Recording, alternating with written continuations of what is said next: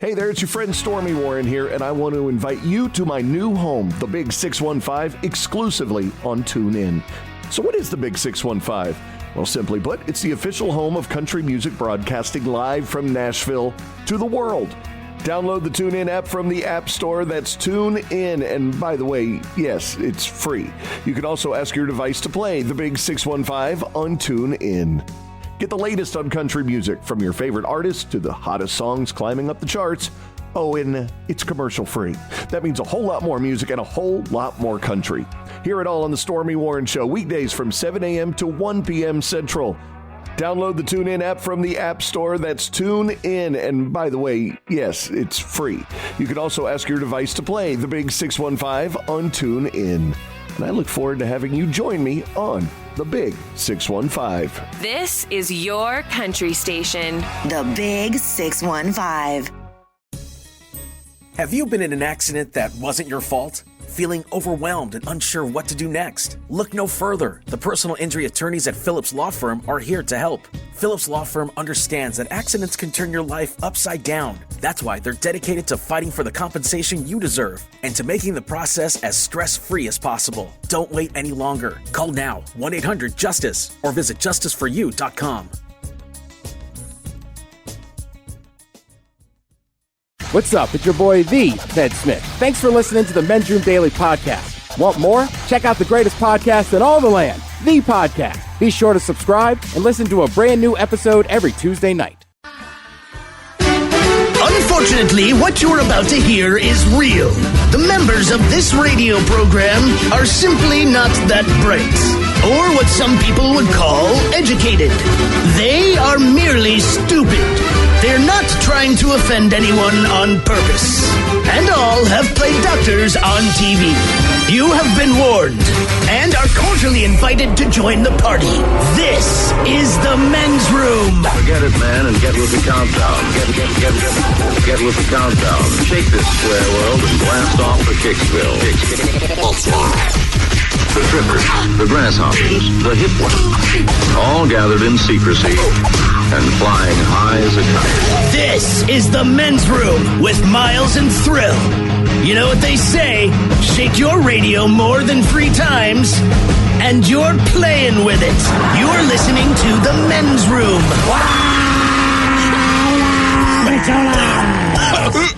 And away we go. Welcome to Season 18, episode number 3,881. Along with Steve the Thrill Hill, the Ted Smith, and Mike Hahn. Montgomery! And you on the Men's Room.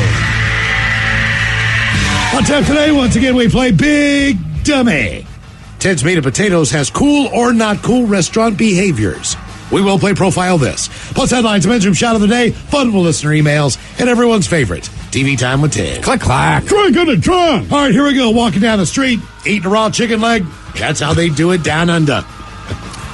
Meanwhile, when you kidnap your own grandfather to pay gambling debt, it makes you wonder. Leaky bathroom jams Delta plane's controls mid-flight. When you get up from your airline seat and someone steals it, that ain't right. And a road sign warns to adjust your bra strap and secure your man eggs.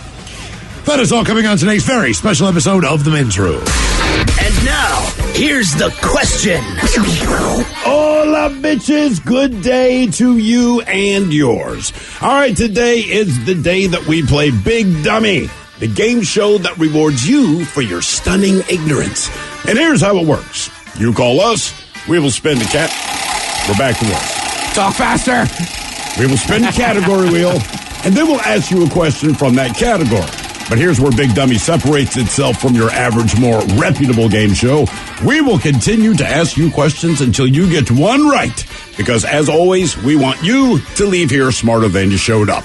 Now, so far this year, our biggest dummy and returning champion is, of course, the lovely and talented Danny, who thought lipstick was slang for a toothpick and found a way to answer 12 consecutive questions wrong.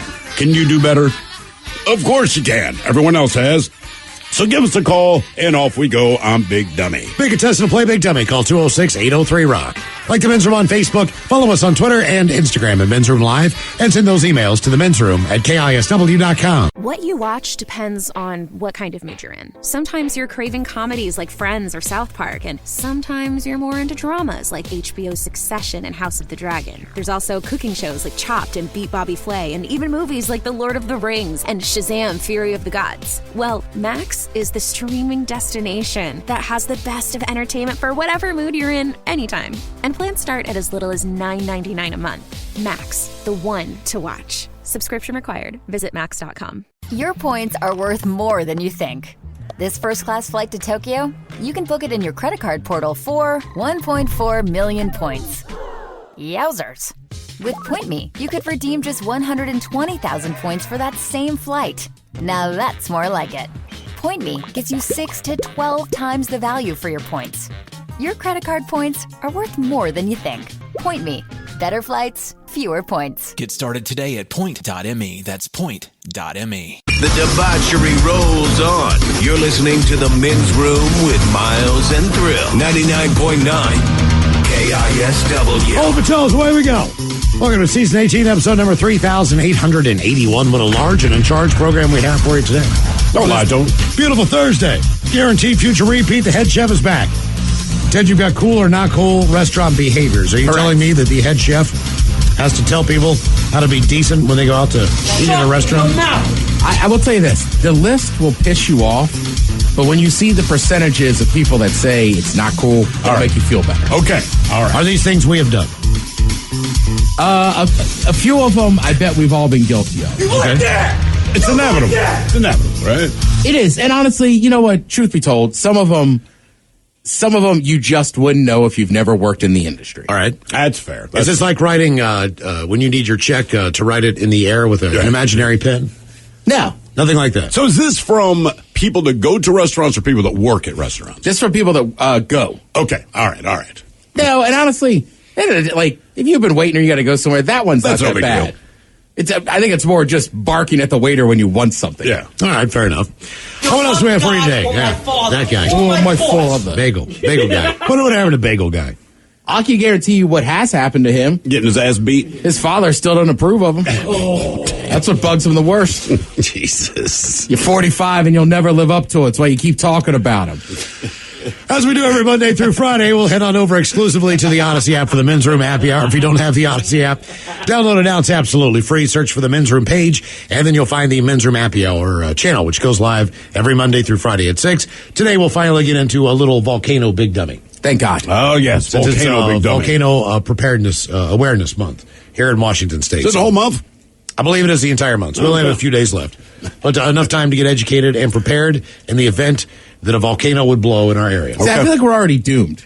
We waited till a few days left of the month to be like, we should get on this. Well, you got to remember, St. Helens was a majestic mountain 50 years ago. Well, sure. And now you just look at it and it looks like something out of, like, I don't know, Close Encounters. Yeah. Half the damn thing's gone. Yep. It can't happen. So we'll have a little, by the way, it's a 9th grade test. This is an actual test for 9th graders about volcanoes. Okay. So that if that isn't a sell, I don't know why you'd want to download the Odyssey app and check out the Men's Room. There it is right there. Coming up at 6 o'clock. Of course, today is the day we play the game known as Big Dummy. It's an easy game to play. We spin the category wheel. You're either playing for Team Sober or Team Not Sober. So far, our biggest dummy is Danny, who took 12 questions to get one right. And as we play Big Dummy, we always like to do a little Men's Room poll. And the last time, we hypothetically, but not really hypothetically, because these were actual stories from the news. Right. Presented to you a situation where an animal is loose in your neighborhood. And you had to pick the animal or animals that you maybe wanted to deal with, whether you're going to your car, going to the mailbox, walking the dog, whatever the deal is. So the choices were, there was a story of a monkey on the loose. So we had loose monkey. We also had 4 chimps that actually had escaped. 3 of those had been shot. Correct. But 1 was still on the loose.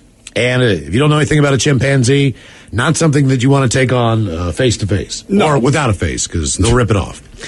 We had a rabid raccoon who was loose in New Jersey, in Jersey City. And it had attacked people. It had bitten people. People did have to go in and get their rabies shots. Keep in mind that raccoon was never found. It is still on the loose. Yeah. Either that or... And it bites your legs. I got rabies. Died of rabies. And then the crazy story down in Georgia, where during a tornado, one of their wildlife sanctuary zoos, 2 tigers basically got out because the fence was breached by the tornado. So the damage from the tornado knocked down their enclosure. You got 2 tigers running around Georgia. So here's how the poll went down. If you happen to follow us on Twitter at Men's Room Live, we vote there. So the least thing that you would want loose in your neighborhood, that would be 4 chimps. You are correct. Only 5% of you said, I'll deal with 4 chimps. Number 3, 2 tigers. 17% said, all right, I'll take that risk. Loose monkey at number 2 got 32% of the vote. I'm down with anything, ladies. And the one thing that you do not or would prefer to deal with if it was loose in your neighborhood, that would be a rabid raccoon. And 46% of you said, rather deal with that than any of the other options. Okay. So this week on the Men's Room poll, I don't know if you all agree with me or not on this one. This might be one of the hardest polls that we've ever presented to you. I believe that it is, but I reached a conclusion for my answer. It is, it's a difficult poll, but we need an answer to it. So the idea is never again. What does that mean? You will never do this again. Right. It's that simple. Never again. The first thing is masturbate. You cannot spank little Johnny behind the ears. Spank little Johnny Don't behind say the little ears. Johnny. Come on, man. Or slap little Johnny behind the ears. I know that used to be a euphemism for masturbation. When? The turn of the 19th century? Probably. Hey, I'm going to slap little Johnny behind the ears. Slap I'll be right little back. Johnny behind the ears. Yeah, I couldn't hook up with one of them flappers. Yeah, exactly. So he went home and he smacked little Johnny behind the ears. Yeah, Jesus. Here. Oh, no, yeah. Trying to see if it pops up in Google. Slap little Johnny joke. Okay. How about meaning? Masturbate. You'll never do it again. And as you said, as far as your melatonin issues, Ted, there's a lot of good. Dopamine. Dopamine that comes out of melatonin helps you sleep. Right, but whatever. So it is does that you need. masturbating. Yeah, exactly. No, I was saying, like, it's fun. Sometimes you just need to relax. Sometimes you just need a dopamine hit. Yeah. Yeah, it Works does every time. It definitely helps. It helps sleep. It helps a lot of things. Helps with stress. It's good for your health. They say men who do that more often than not, they decrease their risk of prostate cancer, testicular cancer, increase your testosterone level. There's a lot of different things in masturbation. I like how they say men who do it a lot. You could just say men. Apparently, slap little Johnny behind the ears is a term for having sex. Okay. Just not with yourself. See, I thought it was masturbation. All right. Number 2 that you will never do again. You will never engage in oral relations. What does that mean? You will never give or receive in that department. Plain and simple, never again. So for a lot of you, just receive. Yeah. Depends on who you are. We've all seen that movie before. Like, really? You don't like that? Who is it? DJ Khaled? Yeah, he said he never goes. Yeah, I've never down at the Y. Batman, too. Oh, that's right. That's not a good sell. Right, because Batman, DC Comics would not let him do that, if you recall. Yeah. I mean, that's just weird to me. It would be tough in the mask. It's a small mouth slit. Yeah, but he's got the perfect, like, Spider-Man can't really do it with the mask on, but Batman, obviously, he likes to do it. He's like, I don't want to cover my whole face. How can you tell when Spider-Man's finished? Well, he's always just kind of shooting out stuff. It doesn't come out of his wrist that time. Right, exactly. That would be cool. When you see him swinging with his hands behind his back, you know. Right, exactly. Yeah. What up, Mary Jane? Spins a web any size. That's how he showed up upside down that one time. Catches chicks just like flies. Look out. Guess how I'm hanging here. Yeah. Jesus. So never again will it be masturbate, oral relations. The third option, that would be straight up intercourse. So you will never have sex again in that way. So we've covered masturbation, we've covered oral relations, we've covered intercourse. The last option, never again, is pizza. Yep. Just that simple. That is so tough, dude. It's just that simple. It's not tough. I thought it was, then I had to pick pizza. And this is why. And Ted, I want to say you came up with it earlier, the idea that you can't eat pizza, but let's face it, man, tomato sauce, cheese, whatever meat you want, you can get close, all right? So you can have lasagna, and I understand it's not pizza, but to me, masturbation is lasagna if intercourse and oral relations are the pizza, right? It's as close as you can get to having sex without having sex. So I still want to masturbate. You know what I'm saying? The sex on the table, cool. But with pizza, like, I can get real close. And I'll eat lasagna. Well, you can do which is like the right. It's the masturbation of the pizza world. Like, it's not pizza, but it has pepperoni, it has cheese, it has tomato sauce. And don't try to get around this with a calzone or a stromboli. All of that is or whatever. included. Flatbread. I already tried in the office. Well, I know. I will just say this in Pizza's defense. Like, I mean, I use your line that you say all the time to people before. Like, people are like, "Oh, you'll get sick of pizza." You're like, "I worked at a pizza shop for a year, and I never got sick of pizza. And I never got sick of pizza. It's like the one food that, like, there's always the jokes, right? Like, am I going to get a raise? No, but here's a pizza party at the office, right? But like, people eat pizza. Children like pizza. Old people. Sure. It is very rare. I think Miles knows one person maybe that doesn't eat pizza. Yeah. And no one brings a lasagna for lunch. Right. You don't go to a party and someone brings in a lasagna or offers pasta. So if you're in that world, a lot of times pizza is the only option. You go to a kid's birthday party, sure. Typically it's going to be pizza. Or they're grilling hot dogs and burgers, you hope. But either way, you're going to have to be one of those people who typically, you're going to need to bring your food if you're going someplace where pizza's on the menu. You get stoned with your friends late at night, you want to order a pizza. You can't have any pizza. No pizza for dinner, no pizza, period. You're right, and it would suck. But given the other three options, like, look, I probably eat pizza and masturbate much more than I'm engaged in oral relations or having sex, right? Yeah. But that doesn't mean I want to get rid of those opportunities, right? Because you wake up, it's 5 a.m, kids are dead asleep, and the wife's like, hey, let's do this. Yeah. Like, I want to do that when the opportunity presents itself, because I can't imagine, like, hey, remember all that pizza I had last night? Well, as a result of that, I really want to have sex with you, but I can't. Based on your palate. You know, when you put it in perspective and you take your genitals out of the equation and don't think with them, it's very tough to rationalize putting your mouth around someone else's genitals being better than having a slice of pepperoni pizza. You're not there for the taste, brother. I know that. I mean, I'm just saying. It's amazing. You're 100% It's amazing correct. that something exists with that much power that's such a much bigger deal than a piece of pizza. Because you would not eat something that's genitalia flavored if it is not specifically genitalia. No, right? You would not. That's, no, you would not. You don't find lollipop. They don't put it on the menu like, hey, our milkshake tastes just like, because nobody wants it. But in For the moment Valentine's that Day. in that moment, you're like, I am going to do this. But you ignore a lot of things when you're having sex. Butt sweat, you know what I mean? It's just like just general smells. Whatever. Mm-hmm. Yeah, sex doesn't smell great unless you're the participant. So our men's room poll, never again, masturbate, oral relations, intercourse, and pizza. And if you follow us on Twitter at Men's Room Live, the poll is up and ready to go. All right, the game is up, Big Dummy, 206-803-ROCK, who is our first contestant, ready to play the big game. Hello, Tom. Welcome to the men's room. Hola. Hola. Tom, sober, not sober? I'm sober. All right, Tom, welcome to Big Dummy. All right, our men's room poll. Never again, masturbate, oral relations, intercourse, or pizza. What are you taking? Oral relations. Oral relations. All right, John. I don't know how I feel about that. I don't know. Did Tom just made me angry? Has it been a while, Tom? Yes. Do you miss it? I do. When's the last time you had pizza?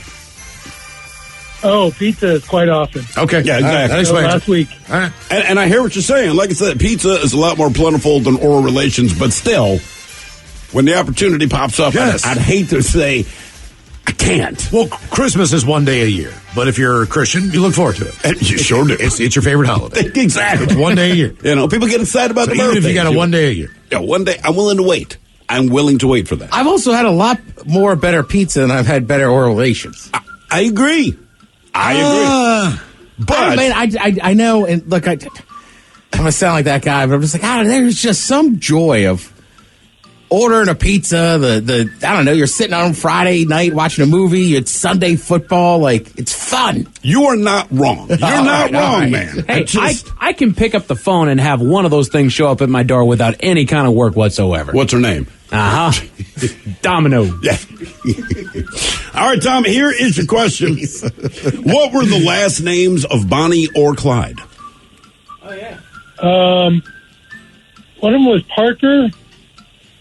Oh, really? Yeah. Do you remember the other name? One and done. I do. So it was Bonnie Parker. Barrel. Barrel. Wow. Right, because they were the Barrel Gang. Oh, that's right. Yeah. So, Bonnie Parker and Clyde Barrow. All right, Mr. One and Done, before we let you go, true or false, Chuck Norris's real first name is Carlos. True. Tom with the big brain. Damn. Yeah. Carlos Norris? Yeah, Carlos Norris. It doesn't really roll off. No, it doesn't. Are you sure that's his real last name, though? No, it's his real first name. Carlos. Yeah, that's what I'm saying, but is Norris his real last name? I don't know. Exactly. What was that guy's name that just called in? Tom. That's Tom. You tell Tom hasn't had it in a while. I mean, just look how smart he is. I know. I have all this time to read. Carlos Ray Norris. Carlos Ray Norris. All right. Hello, Joe. Welcome to the men's room. Hola, Bichola. Hola. Joe, are you on team sober or team not sober? Oh, I just cracked the first beer, so I'm on the cusp. On the cusp. All right, Joe, never again. Is it masturbate, oral relations, intercourse, or pizza? Oh, my God. This is the worst question I've ever had to answer in my entire life. God, I'm trying to cut down on carbs. I'm going to go pizza. Pizza. That's right. Cut down on carbs. I don't want to. Well, Joe, let me ask you this. You just cracked a beer. So I did. Okay. So what is Quit judging me? What is your what is the one that you just can't refuse? As far as I know you're trying to cut back, but where do you draw the line in the sand there? And pizza or beer? What are you talking about? French fries, pizza, beer, all the delicious things. Beer. Okay. It's beer. It's just beer. All okay. But he's getting a mouth hug, Miles. Sure. Cut down that pizza. Dude, he's right. What? Yeah, if you're trying to cut out carbs, or a pizza. Yeah, like you can not Why order a can't I have pizza. both? Yeah, you can do a bunch of stuff, but like not drinking a beer if you're a beer drinker. That's tough. Yeah. And it's like not like cocktails aren't good, but just like beer's different, man. Yeah, there's something fun about sitting around. By the way, I figured out the fifth option we could add for my own personal hell. What's that? No more viewing of sports. Oh, you'd lose your mind. Well, I was like, those are my 4 favorite things. I think watching sports is probably the 5th. I take sports before pizza. What do you mean? I watch sports every single day. So you get rid of pizza, continue to watch sports. Yep, I have to. Okay. All right there, Joe. Here is your question. What state holds the record for the oldest living trees? In the United States. In the United States, yes. I'm going to have to go Alaska. That's not a bad guess. California. It is, in fact, California. Sequoia National Forest. In the White Mountains. California. Yeah. They have a tree that's over 5,000 years old and another tree that's over 4,800 years old. All right. Your question. An old tree. What December holiday became popular following a 1997 episode of Seinfeld? Oh, God. You're going to tell me this word. I'm going to know this. Smithens Day, some Schmiggins Day, the Schmaltz Day. I don't know it. Festivus. It is, in fact, Festivus. Festivus, yes, of course. Why wouldn't it be? All right, your question. When first founded by Benjamin Franklin, what was the job of the Bucket Brigade? Oh, they were firemen. What was that? Firemen. There we go. Nice job.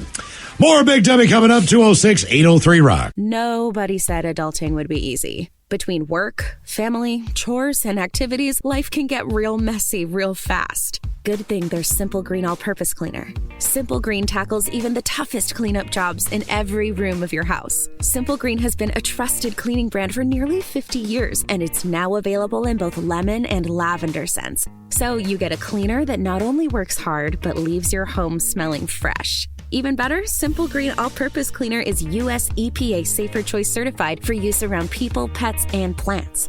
Stronger, safer, fresher. That's the cleaning experience we all want, right? When life gets messy, Simple Green gets it clean. This stuff literally removes dirt, grease, and stains from any washable surface in your home. Visit simplegreen.com today to view their complete product lineup and discover where to buy in your area. 99.9 KISW. The shenanigans continue. This is the Men's Room with Miles and Thrill. Go Dan. Stop 2 of the Men's Room World Tour happening on Sunday, May 7th from 3 till 6. Tony V's Garage in Everett. Tony V's. Doing a little pre-funk for the Shinedown show at Everett Event Center. We'll have the beer, we'll have the sausage. Special guests from Ashes to New who are opening up that show. Correct. At Angel in the Winds Arena. They'll be stopping by to do some tunes as well. So hopefully you'll get a chance to check us out before you head on over and see Shinedown. The show is absolutely free for the Men's Room World Tour. Stop number 2 at Tony V's Garage. Also, you do have a chance to win Shinedown tickets. That is correct. So if you don't have tickets to the show, stop by, maybe you'll win. Sunday, May 7th, 3 till 6. at Tony V's. All right, the game is Big Dummy 206-803-ROCK. Hello, Danny. Welcome to the men's room. Hola. Hola. Danny, are you sober or not sober? Sober. All right, Danny. Welcome to Big Dummy. All right, our men's room poll. Never again. Will it be masturbate, oral relations, intercourse, or pizza? I gotta go with masturbation. Man. Okay. You're more of a man than me. I mean, that's the one I would like to pick. I just don't think it's realistic. It's not realistic at all for me. Yeah. I mean, it's just no chance. It's not realistic, but neither is any of these other things. I see your That's a fair point. Fair point. I think the other ones are more realistic. In a sad way, but if you said, hey, at 42, you're never going to have oral relations again with a woman, I'd probably be like, all right. I don't think you'd say all right. I'm just saying. No, you wouldn't say all right. You'd start crying. Right. But that seems more likely to happen than me never masturbating again. I would. Point. Okay, no, I agree with you there. Right? Yeah. If you just said it's never going to happen again, be like, well, all right. Yeah, you're right. Well, look. Damn it. Look, man, you could go to the doctor, and they could say, look, I'm sorry, Mr. Montgomery, but we believe you have a type of cancer. Mm. I would be taken aback and like, well, we think there's some treatment we can do. You know, I mean, it's going to take some time, but sure. You know, but if they said, Mr. Montgomery, you'll never be able to use your penis again, I would fall off my chair and start crying. I'd be like in the fetal position in the corner. Right. He's been my buddy my whole life. But it's not just use your penis again. It's if I was to come to you and say, Mr. Hill, you have had sex for the last time in your life. Is that easier to take than Mr. Hill? That's the last one of those that you're going to get in your life. Look, I'm going to fight cancer. I might not be able to survive it, but I'm going to give it my all, right? Yeah, of course. Right, but I'm saying, like, look, let me get... Miles, you'll never masturbate again. Yeah, like when I went to the bunny ranch... Then I'll have to have lots of sex. When I've been to the bunny ranch, talking to some of those girls afterwards, they were like, it's fun hanging out with you. You actually want to have sex. And I said, who wouldn't want to have sex? And she goes, a bulk of our clients are married dudes that come here for one thing.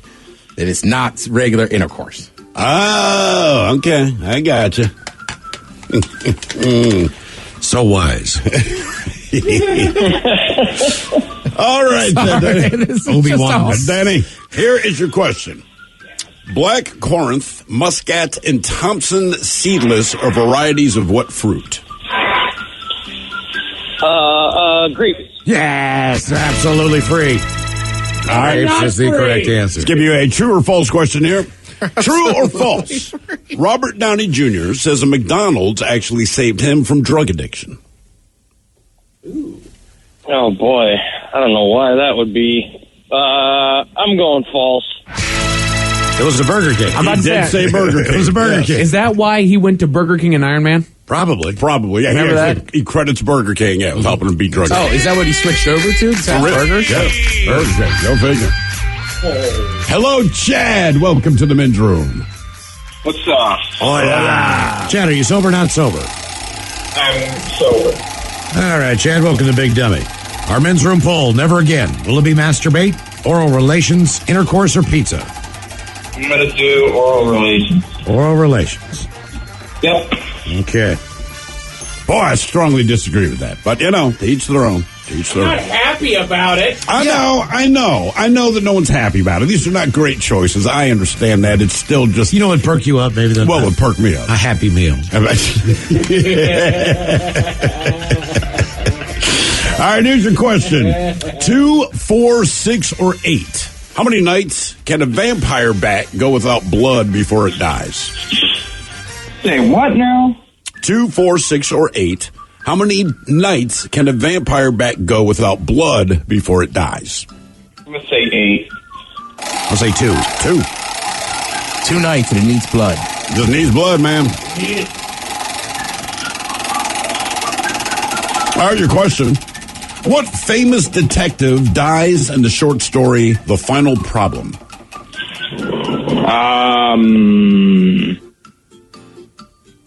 you name me a detective? Yeah, name of the detective. I might have to skip this question. I can't tell you. Come on. Sherlock Holmes? It is Sherlock Holmes. Yeah, his name a detective. I mean, he's the... Yeah, I can't name another famous detective. I mean, what? Magnum P.I., Kojak. Perry Mason. Very good. Inspector Gadget. Inspector Gadget, yes. Easily the top one. You trying to think of a famous detective other than Sherlock Holmes? Yeah, to me, that was the clue. Famous detective. Done. Sherlock Holmes. Jacques Cousteau. Cousteau. A detective of the sea? Pink Panther. He was the Pink Jacques Panther. Cousteau. Yeah, Jacques Cousteau. Jacques Cousteau. All right, your question. Hold on. I already asked that one. Here we go. Who was the main actor in the film A Beautiful Mind? Oh, yeah. Great movie. Is it? I'm just going to do a guess in the dark and say Christian Bale. Russell Crowe. Did you ever see that one? I did not see it. Beautiful Mind. John Nash, I believe, is who it is. He's like a mathematician or something. Yes, and it was just basically how he was able to see patterns in numbers and mathematics and all that stuff. It was a really, really fascinating movie, but he was also a schizophrenic. Right, that's what I heard. Like, he had some issues. So, like, half the characters in that movie aren't actually there. Okay. Oh, awesome. All right, your question. Spoiler alert. Does Infamous count the same as Famous? I mean, sort of. It's like an anti-hero, right? Mark Furman? Oh, jeez, man. How many men are shown raising the flag over Iwo Jima?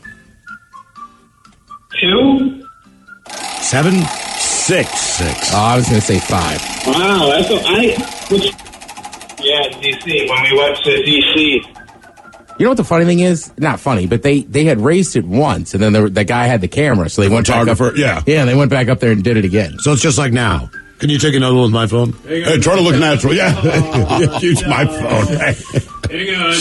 All right, your question. A penny is mostly made up of what kind of metal? Oh, that's copper.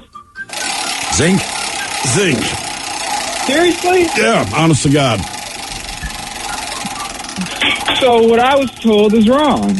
Yeah. No, there's copper in it. It's just primarily zinc. Your parents lied to you. And your parents are liars. Yes, that as well. They wanted to ruin And your the penny. teachers. And your everyone you know is a liar. We were all in on it, Chad. All of us. Because the penny's still thought of in such high regard. Yes, that's why when people drop one, you see them not chase it down the street. What is it, 2.5 cents it takes to make one? It's like 1.8 or something. 1.8. It still costs more than it's worth. You know, I work in a school and I freaking don't know that. That's really sad. Well, what do you teach at school? I don't teach. I freaking clean. Oh, okay. I freaking clean. God damn it. All right. Your question. A puma, a monkey, a snake, or a bird? The city of Cusco, Peru is laid out in the shape of what animal? Ooh. Puma, monkey, snake, or bird? It's an ancient city, so they did it to honor the whatever. I'm going to say a monkey just for fun. I'll say a puma. It is, in fact, a puma. No kidding. Yeah. What the? Wait. What's a puma? A puma is a cat. A cougar. Think about ancient civilizations like the Sphinx. The cat is very well high regard and a lot of jaguar worship, that kind of thing. Sure. What city was that? It is spelled Cusco. Cusco, Peru. Yeah. I think that's like where you go if you're going to the jungle. Probably. Yeah, right. Because most people go to like the ruins and stuff. Correct. Machu Picchu. All right, Chad, you're on question number 7. Question 7. All right, question number 7. Vanilla Ice's song "Ice Ice Baby" samples the bass line of what song? I know it's by Queen. I just don't know the song name. It was Queen and David Bowie, I believe. Hold on. How is it that I forget this stuff? I don't know. Just guess a Queen song. Particularly one they sang with David Bowie. I'm trying to think about it. Hold on. Pressured to pay the money for it. Mm-hmm. Yeah, I know. That's why I'm trying to think about it. It was kind of under the knife. I know the song. I just can't think of the name. Ice Baby. Oh, boy. I know you're under pressure, buddy. Just relax. You'll get it. The song is under pressure. Mike was giving you as many hints as he could. Come on. You even told me the answer. Yes, I did. He literally told you 3 times, yeah. Question 8. Ted just kind of gave this one away. Machu Picchu is located in what country? Whoa. And he's in a school. Colors, here are the 7 words you can't say on the radio. Sucker, mother, and please keep those words in mind when calling. Now, back to the program. All right, Chad, no more F-bombs, please. Okay. All right, your question. Norma Jean Mortensen was better known as what sex symbol? That was, I just watched her movie, too. Did you? Yeah, it was on Netflix. Hold on.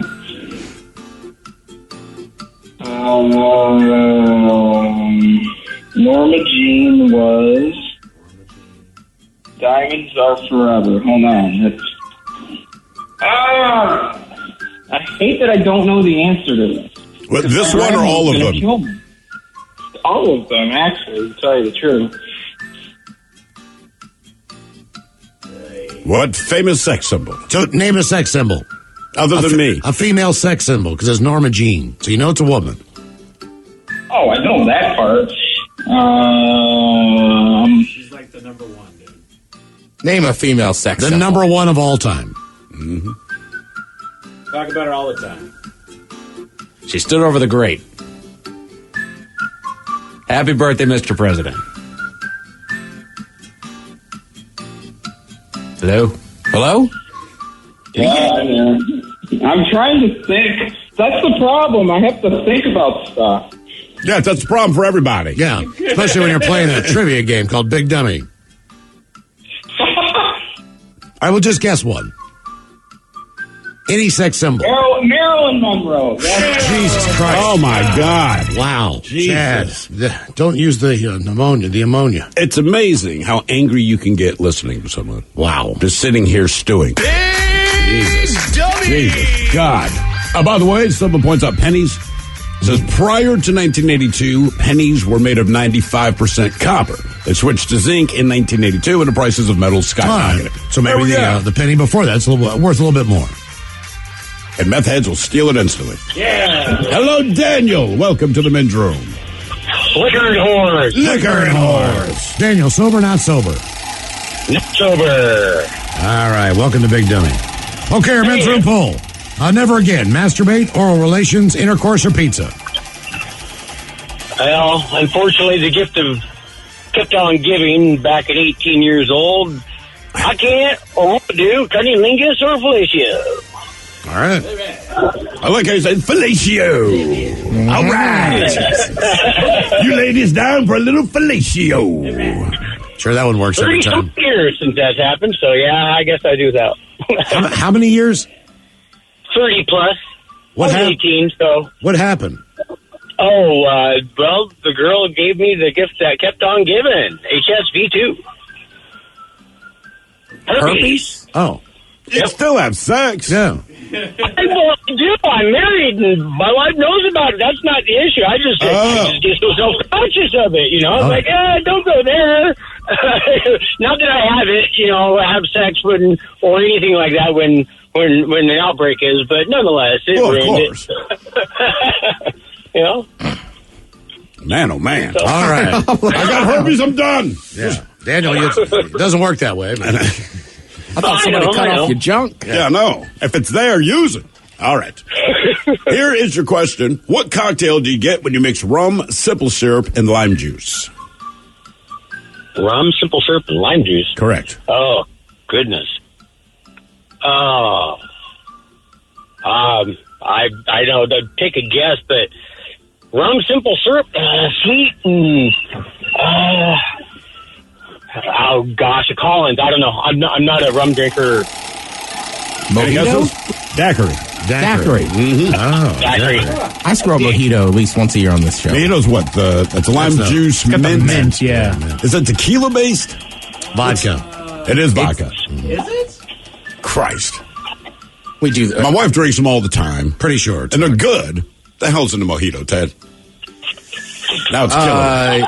It's got to be. No, it's rum because it is rum. Yeah, it's not Okay. vodka. I knew that. White rum, sugar, lime, juice, soda water, and mint. All right. It's a clear rum, I guess. Yeah, white rum.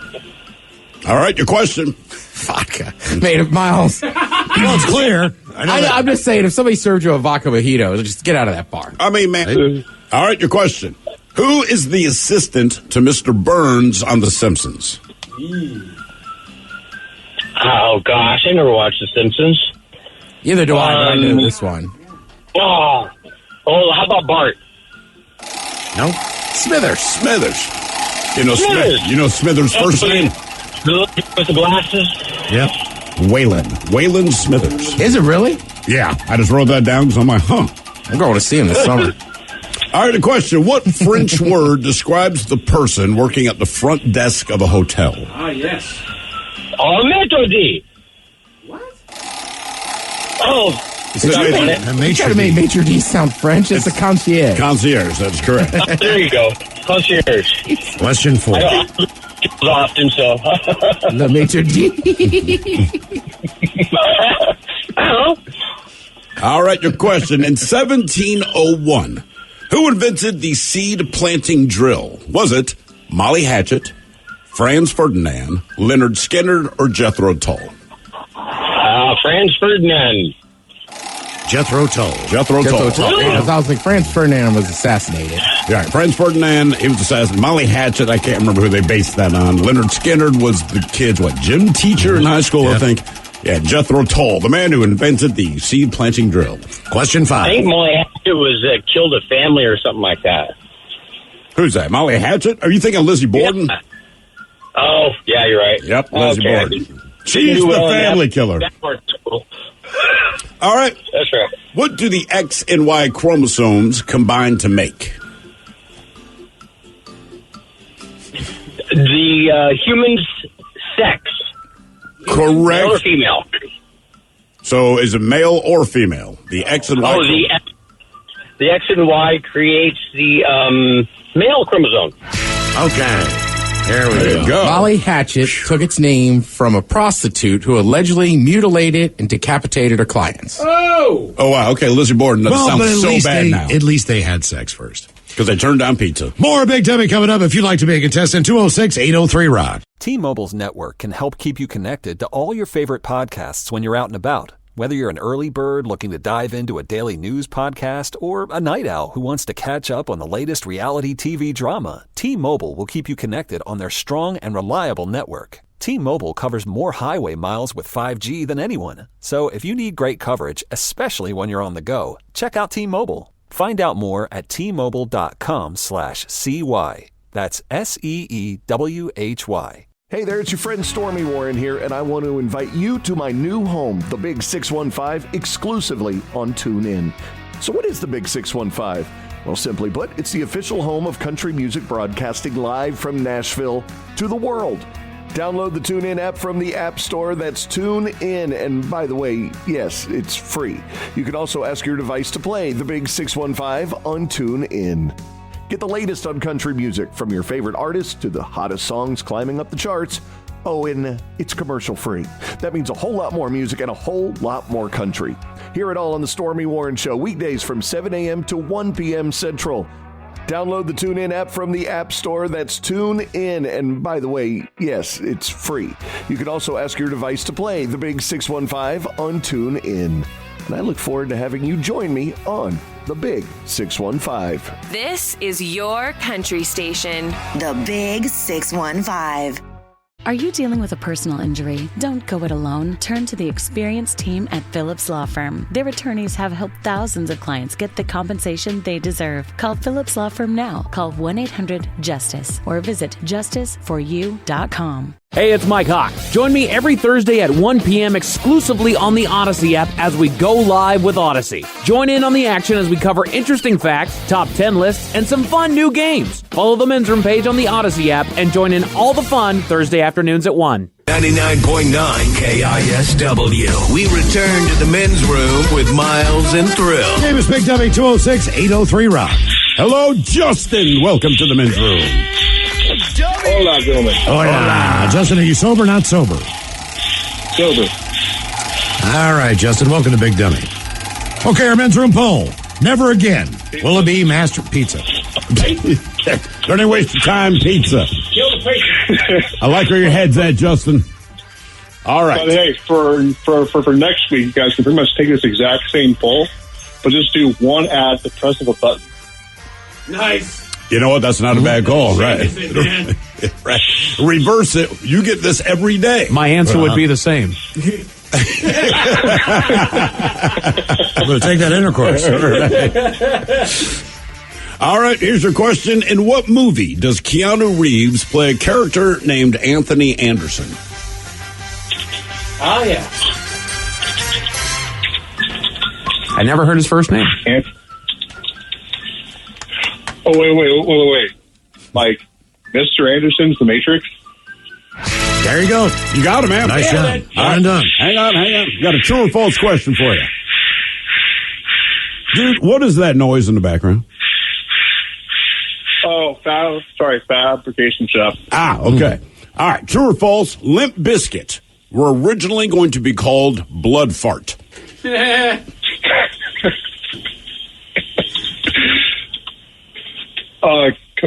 be true. Yeah. There you go. They're going to be called Blood Fart. Hello, Jack. Welcome to the men's room. Oh, yeah. Jack, are you sober or not sober? I'm working, so sober. I think you said you were sober, Jack. Yes. Yeah. All right, Jack, never again. Will it be masturbate, oral relations, intercourse, or pizza? Absolutely pizza. Pizza. Yeah, that's where you're coming from.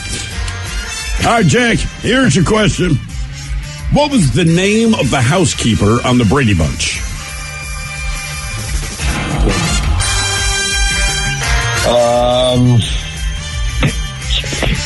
I can see her face. Yeah? Yep. That show was a wonderland. Yep. I can't remember. Alice. Yep, Alice. I thought it was a decent hint. It was. It was. I wasn't there. You got me there, Ted. Yeah. Oh, I'd love to hear that. Now give me some pizza. I got a beat. All right, your question. What amusement ride was first ridden in 1893 at the World's Exposition in Chicago? What amusement ride? A roller coaster?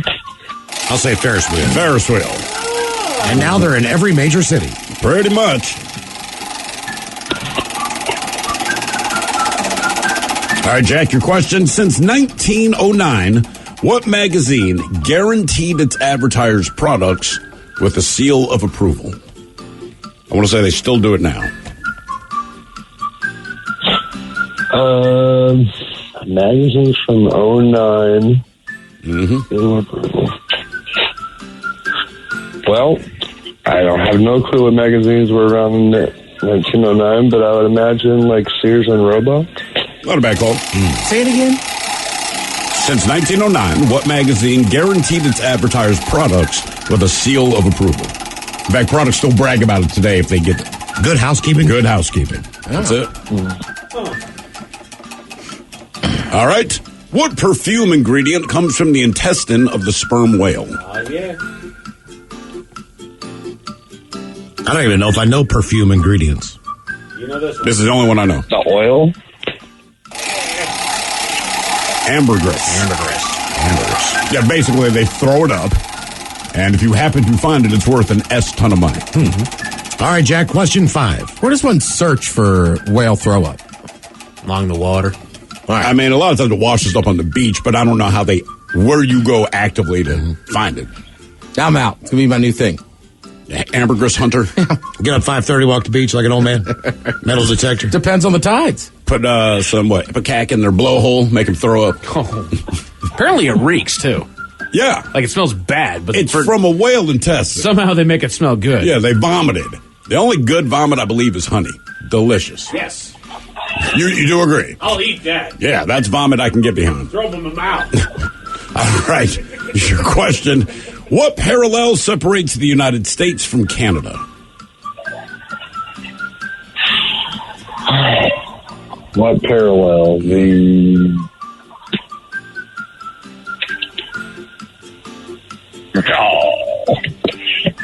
I don't know. Geography is not my strong suit. I'll say the Tim Horton line. It'd be the 49th parallel. The 49th.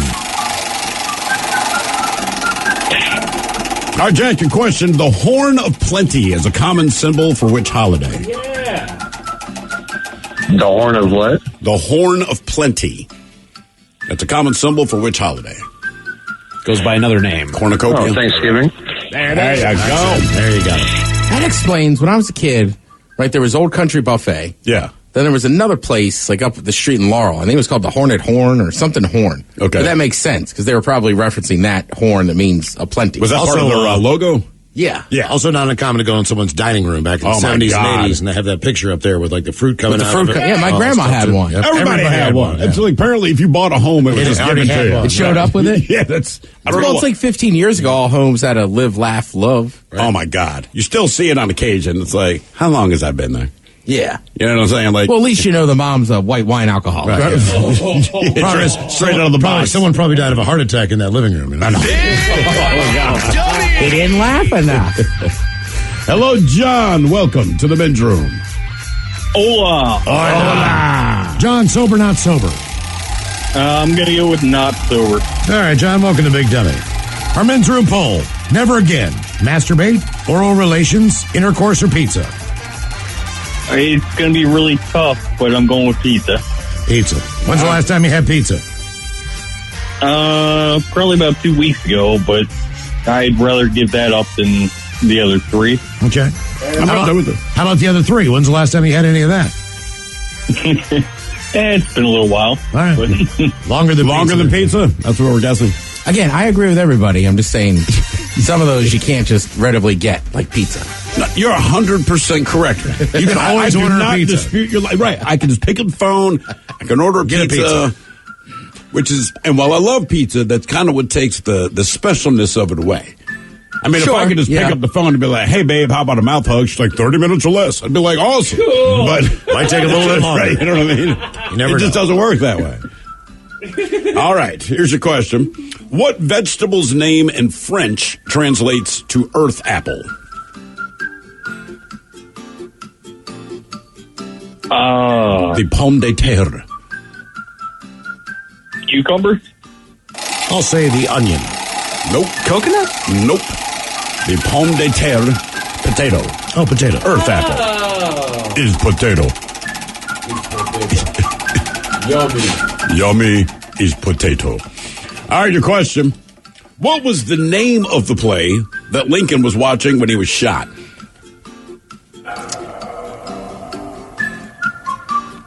I don't know. Yeah, that's the perfect answer. I had no idea. I knew this one for years. Basically, I just asked this question to be an a-hole. I'm like, nobody knows the freaking answer. Death of a salesman. No, it's like, is it Your close.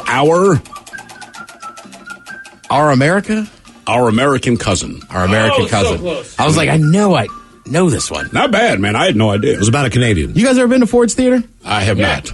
Yeah, it's tiny. Then you walk across the street and they have the bed that they put Lincoln in, and the pillow with his blood on it is still in there. Yep. Oh, cool. Yeah. And you wonder how in the hell, man, that tall got into that bed. It is shocking. His legs were hanging over the edge. Wasn't he like 6'6" or something like that? Yeah. Damn. I don't think he was sleeping. Very good, Miles. By the way, I believe he originally wanted to see Cats, but it got canceled so he had to see Our American Cousin. He didn't want to go. He didn't? No, that's one of the theories you hear is that he didn't want to go, but his wife Mary, I believe, had been going through depression and stuff. So he's like the war's turn. He's like, you know what? Let's go. Then I bet it was a musical. Yes. If he really didn't want to go. I mean, if he really didn't want to go, dude, is this a musical? Is this like Hamilton? Oh God, no! Please, anything. Mary was bat crazy. That's what I'd heard, man. She was a little loony. Well, I think she lost a child, like when she had reason to be crazy. Okay. Let's go to the musical. It was a play. All right. I mean, historically accurate, boys. It's a play. All right. The question: George Washington. He was a member of what political party? He was a Whig, wasn't he? He was not a Whig. No, Mike. He was not a Nazi. He was a Federalist. Federalist. I heard they had some papers. Yep. They sure did. And you can learn all about it in Hamilton. All right. Your question: what breed of dog was Lassie? Oh, shoot. That was a retriever? Oh, collie. She was a collie. Question 5. Sunshine a college? Yep. Sunshine in hell was a college. See, I remember when you talk, man. Yeah. All right, your question. Larry Fine, Mo Howard, and Curly Howard were better known as whom? Yeah. Three Stooges. Okay. Three Musketeers? Mm-hmm. I didn't know their last names was Howard. Yeah, two of them are brothers. So Mo and Curly, they're the Howard brothers. And then Larry with the crazy hair, he was Larry Fine. I wonder if that's a stage name. Hey, ladies, I'm Larry Fine. He was not fine. No, he really was not. None of them were. No. Who's the best looking of the Three Stooges? Exactly. Yeah. Let's see. Hello, Julie. Welcome to the men's room. Hola. Hola. Julie, are you sober or not sober? Not sober. All right, Julie, welcome to Big Dummy. How many Bud Lights have you had? 3. 3. Okay. Have you peed? Well, just one. All right. Okay, Julie, never again. Masturbate, oral relations, intercourse, or pizza? Easy. Pizza. Pizza. Right there with you. Okay. Humana, humana. Humana, humana, meow, meow. Mana, mana. That's what he's thinking about. Mana, mana. Mana, mana. All right, here's your question. Ted came up with this one. In Star Wars, what was Emperor Palpatine's first name? Craig. Peter Palpatine. Little Peter Palpatine. Oh, no. I don't remember his first name. That's all I know him as. Yeah, I don't know. Daddy. Sheev. Yeah, kind of like Steve, but if you say it wrong. Sheev Palpatine. Sheev. Someone with a lisp. Hello, Sheev. Are you Sheev Palpatine? Sheev Hill. Sheev through a hill, that's right.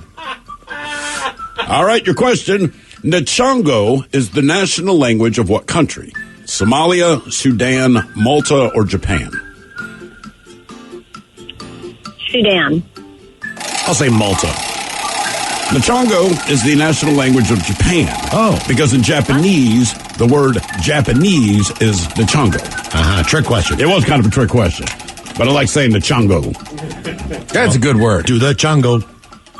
Would you eat a Nachongo? Yes. Mm-hmm. Would you try to do a dance called the Nachongo? I feel like a dance called the Nachongo, you get laid. It's the forbidden dance. Right? If I said I'm dancing the Nachongo. Now performing the Nachongo. Sheev Hill. All right. Also, an easy way to get laid, I just tell them I make homemade machongos. Ooh, homemade Nachongos. Yep. Yes. Yep. Grandmother's recipe. Right. The Seattle Nachongos on the field. Now it sounds like a slur. Listen here, you dumbass Nachongo. Jesus. Can't go there, man. Went from a food to a slur real quick. All right, here is your question. Who is the oldest person to visit space, doing so at age 90? William Shatner. You got it. Boom. Very good. All right, time for another one. Game is Big Dummy, 206-803-ROCK. Hello, Elsa. Welcome to the men's room. Hey, how's it going? Hola. Elsa, I hate your name, and you know why. It's not personal. It's that damn movie. I get it. Yeah. Elsa, are you sober or not sober? I'm sober. All right, Elsa, welcome to Big Dummy. Okay, never again will it be masturbate, oral relations, intercourse, or pizza? Pizza. Pizza's gone. All right. When's the last time you had pizza? I had pizza 2 days ago. All right, when's the last time you had any of the other? Month. Oh, see? Wow, that just sounded And you depressing. gave up the pizza. Oh, no, you're still going to give up pizza. Pizza loves you more. I love pizza more. Months. See? And you gave up pizza. I'm right there with it. Like, sorry, man. Pizza, I love you, but you got to go. I need things that don't require love. Yeah. All right, here's your question. What are male honeybees called? What are male honeybees called? Male honeybees. Suckers. People, I don't know, bees. Bees, yes. I'll say king bees. Worker bees. Drones. I was confident with worker bee. I mean, you're not wrong. They're also called bees, but yes, specifically drones. Half right. All right, your question. The family on the TV show Married with Children was named in honor of what wrestler? Al Bundy. Wait, named in the honor of what? Named in honor of what wrestler? Randy Savage? I have no idea. What was the question again? The family on the TV show Married with Children was named in honor of what wrestler? Oh, the $1 million King Kong Bundy. King Kong Bundy, right. Oh. Yep. You knew it was Al Bundy, so yeah. I was going to confuse Ted Bundy. Oh, wow. With Ted DiBiase. Oh, I almost said the $1 Million Man, Ted Bundy. Throwing all the Teds out. Ted Bundy, yeah. Well, it's hard to keep track of myself. Yeah. All right, your question. New Mexico, California, and what other state did the U.S. gain after the Mexican War? Arizona? New Mexico. Texas. That was the big one. Tejas. I know a lot more about that area now. I've been reading Geronimo. Really? Yeah, I'm reading about Geronimo, the Apache chief. Oh, for four. Not looking good for us white people.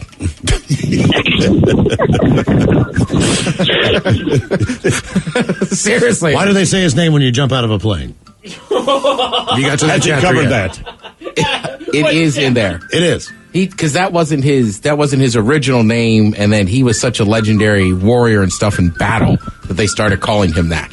Oh, really? And then it became popularized, I want to say, in like World War II or something with the paratroopers. So it's not that crazy that people yell that when they jump out of planes. I figured that was like a war like, cry for them. I figured Geronimo was like, he was responsible for pushing people off of cliffs. So they'd scream his name, Geronimo! I don't know what movie that is. It might be Hot Shots, or there's some movie where everybody jumps out and Geronimo's in there and it's like, Geronimo, me! No. Also, your question, what kind of animals are Flopsy and Mopsy in the first book by Beatrix Potter? Are you serious right now? I have no idea. Damn. Are you serious? Like you wrote the book. I feel like if you were physically present, you would have hit me. That sounded quite angry. Just guess any animal. What animal would you name Flopsy? Flopsy and Mopsy. They're cute. Flopsy and Mopsy. Have I killed a family of them? And Miles has, in fact, killed a family of these animals. There's a feature on them that's somewhat flopsy. Meerkat? Oh, my God. Elsa. Miles has not killed meerkats. He has killed rabbits, however. Meerkats. Oh, rabbit. All right, Elsa. Your question. What TV show closes with a logo for 30th Century Fox? Yeah. What TV show closes with the logo with 30? The Simpsons? Close. Futurama. That's the only reason I knew that is 30th century has some future. Elsa, hang on the line. Yeah. More Big Dummy coming up, 206-803-ROCK. Your points are worth more than you think. This first-class flight to Tokyo, you can book it in your credit card portal for 1.4 million points. Yowzers. With PointMe, you could redeem just 120,000 points for that same flight. Now that's more like it. PointMe gets you 6 to 12 times the value for your points. Your credit card points are worth more than you think. PointMe. Better flights, fewer points. Get started today at point.me. That's point.me. What you watch depends on what kind of mood you're in. Sometimes you're craving comedies like Friends or South Park, and sometimes you're more into dramas like HBO's Succession and House of the Dragon. There's also cooking shows like Chopped and Beat Bobby Flay, and even movies like The Lord of the Rings and Shazam! Fury of the Gods. Well, Max is the streaming destination that has the best of entertainment for whatever mood you're in anytime. And plans start at as little as $9.99 a month. Max, the one to watch. Subscription required. Visit max.com. Nobody said adulting would be easy. Between work, family, chores, and activities, life can get real messy real fast. Good thing there's Simple Green All-Purpose Cleaner. Simple Green tackles even the toughest cleanup jobs in every room of your house. Simple Green has been a trusted cleaning brand for nearly 50 years, and it's now available in both lemon and lavender scents. So you get a cleaner that not only works hard, but leaves your home smelling fresh. Even better, Simple Green All-Purpose Cleaner is U.S. EPA Safer Choice certified for use around people, pets, and plants. Stronger, safer, fresher. That's the cleaning experience we all want, right? When life gets messy, Simple Green gets it clean. This stuff literally removes dirt, grease, and stains from any washable surface in your home. Visit simplegreen.com today to view their complete product lineup and discover where to buy in your area. 99.9 KISW. The men's room returns with Miles and Thrill. Was that cool or not cool? The thing you did in the restaurant. Head chef coming up with Ted's Meat and Potatoes. Right after game known as Big Dummy, 206-803-ROCK. We still have Elsa on the line. We don't. Oh, Elsa's gone. Elsa's gone. All right. Well, she's gone. Okay, Elsa, I offended her with that Beatrix Potter question. I guess we get a brand new contestant there. She let us go? She let us go, yes. Elsa, you let us go. Finally. Hello, Adam. Welcome to the men's room. Hola. Hola. Adam, sober, not sober?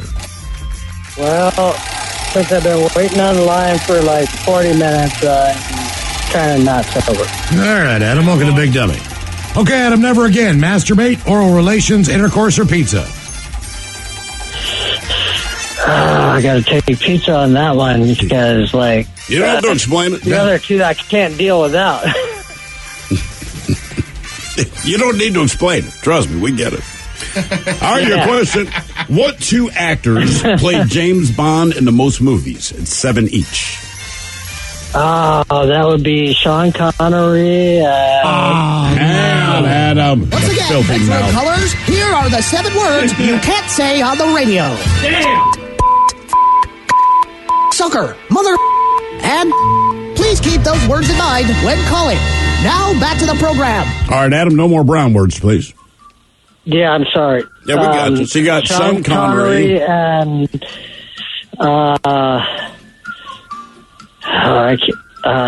not Pierce Brosnan did it once, but that's not him. I can't think of the other guy. As soon as I say, I'll say Daniel Craig. Nope. It's not. Nope. Roger Moore. Roger Moore and Sean Connery. Roger Moore and Sean Connery. So Thank you. Daniel Craig's done 5. Pierce Brosnan was in 4. Timothy Dalton did it twice, and George Lazenby did it once. Yeah, Daniel Craig, he's like, this is my last one. This is the last one I'm going to do. He keeps saying that. I want to say he's done 3 since he said it's my last one. Yeah. I'm done with James Bond. Here's $20 million. Tell you what, I'll do him one more time. You can live till 80. He'll be James Bond. Kiss will be on tour. Yeah. Hey, Thrill. Yes, Adam. You remember the guy that came up and gave you a hug at the end of the night at the Men's Room World Tour? Brother, I don't. But to be fair, I don't remember a lot from that weekend. Well, like, I'm the guy that came up and said, hey, I'm from Southern Maryland. Oh, yeah. I told you. Clam and the Purple Moose and the Brass Ball Saloon and, yeah. Okay, I don't remember the hug, but I remember that. For some weird reason, I came up and I gave you a hug as you guys were leaving, and I don't know. But anyways, what's the next question? I feel like everything you do is for a weird reason. It's just the feeling I have. Yeah. Is it not international? Sorry, I missed you, Adam. Right. I'm so impressed you know the Purple Moose. Hey, go ahead. All right, your question. What country has the highest average rainfall in the world? Is it the United States, Brazil, India, or Vietnam? Oh, I'd have to say Vietnam on that one. I'll say India. India. They have literally the rainy season. Really? Right, the rainy season. Wow, monsoons. Correct. All right, your question. What type of common farm animal is a Chester White? Chester White, I would have to say a goat. Chicken? Pig. Anyone out there named Chester White, you're probably like, seriously, dude? All right, Adam, question 4. Sounds like a drug term. Hey, man, let me get a Chester White. It does. Chester White. Yeah, I'd like some Chester White on my barbecue grill tonight. Keep it a classic. Your question, which character is the narrator of Pinocchio? Don't say it. Geppetto or... Yeah, No, not Geppetto. Is it Jiminy Cricket? It is Jiminy Cricket. Oh, damn it. Damn I can't crickets! say that word. That before or after Pinocchio smashed him with a hammer? I know, they left that part out. Yeah, Yeah, he didn't narrate he it can be a long. real boy. He got through chapter 1 and Pinocchio smashed him. He grabbed the mallet and... All right, your question. Yeah, that's the last words you wrote. What is the official state animal of Oregon? Yeah. Oh, wow. Like a chipmunk? I don't know. The beaver. The beaver. As Mike pointed down at his groin, yes. Question number 6. It's South Carolina, What? Mike. Mike's not got a beaver. That's not a beaver, Mike. All right, we don't know that for sure. All right, Okay. your question. Kyiv is the capital of what country? Oh, that's I thought it was like Kiev. Russia? Close. Ukraine? Okay. Nice job, Adam. Nice job. Is it so I always heard Kiev. Then when the war broke out, they started saying Kyiv. Then it's Kiev. That's I was, what just, I was just reading it phonetically as it was written. Not to be confused with Emperor Palpatine, who's Sheev. Correct. Game is Big Dummy, 206-803-ROCK. Hello, Angie. Welcome to the men's room. Holy bitches. Hola. Angie, are you sober or not sober? Working on not sober. All right, there you go. Good for you, Angie. Okay, Angie, our men's room poll, never again. Will it be masturbate, oral relations, intercourse, or pizza? Pizza. Pizza it is. All right, Angie. All right, Angie, your question. What are the so-called 7 deadly sins? Okay, there's gluttony. Yep. Oh my god. Forgetfulness. Huh? Keep going. You got gluttony. Got gluttony. No gluttony. 7 deadly sins. I don't know. All right, you got gluttony. Ted, what do you got? Greed. Yes. Sloth. Yes. Envy. Correct. Is sin one? Three more. No, these are the 7 deadly sins themselves. She gave up pizza because Angie wants to partake in one of these. Sex. Lust. Lust. All right. And then What we're else? missing, okay, we got greed, we got envy, we got gluttony, we got Jealousy? wrath. All right. You got envy, That's gluttony, jealousy. That's jealousy. lust, greed, sloth, anger, and pride. Yeah. Also known as the 7 dwarfs. Hi-ho. Off to hell we go. All right, your question. How many layers does the Earth's atmosphere have? Depending on how cold it is. 7? 5. We have the troposphere, stratosphere, mesosphere, thermosphere, and the exosphere.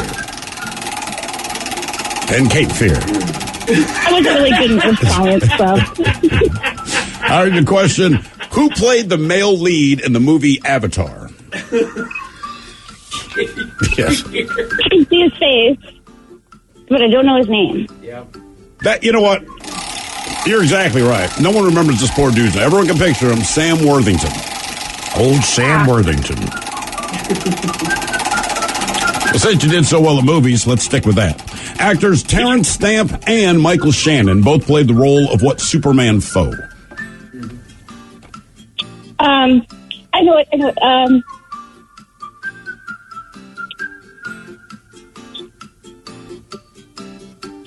Oh my gosh, why am I having a brain fart?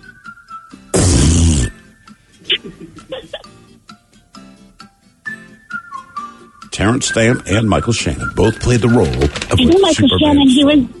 He was like the bad guy that always wears the black. I don't know. He was, in fact, the bad guy. Come on, Miles. You saw Superman 2 with Terrence Stamp? I don't know. I never was a Superman fan. I was a Batman guy. Would that be Lex Luthor? No. I'm a Marvel fan, so No. DC doesn't really. General Zod. Oh, I have no idea. Yep, but wouldn't have gotten that. Okay. Question 5. There is no Superman, only Zod. Question number... What question are we?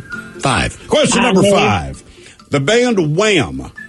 Was the first Western musical act to perform in what country? Russia, China, Turkey, or Saudi Arabia? Saudi Arabia? I'll say Russia. China. That's the first Western music. We gave them Wham! We couldn't do better. You know what I mean? Like all the band, 80s was a huge... They wanted it probably. Yeah. Man, if we had a So wonder foreign why China diplomat. hates us. Wham. Wham. Well, we didn't send them over. They're English. Yeah. Yeah, hang on, what are you doing? Go. Yeah, that's not on us. Yeah. I know. It's Hey, China, that wasn't us, man. Well, she said no wonder China hates us. Like, wait, they're not American. Well, they're mad at us because we didn't intervene. Yeah. Were you familiar with Wham? And you let them come to China anyway? That's why the Germans like us. We sent them Hasselhoff. We did. Thank you. All right, the question, what 1998 war film was loosely based on the real-life case of the Nyland brothers? The Nyland Brothers. World War movie based on the Nyland Brothers. 1998 war film loosely based on the real-life case of the Nyland brothers. You're getting close because it was a world war. Mm-hmm.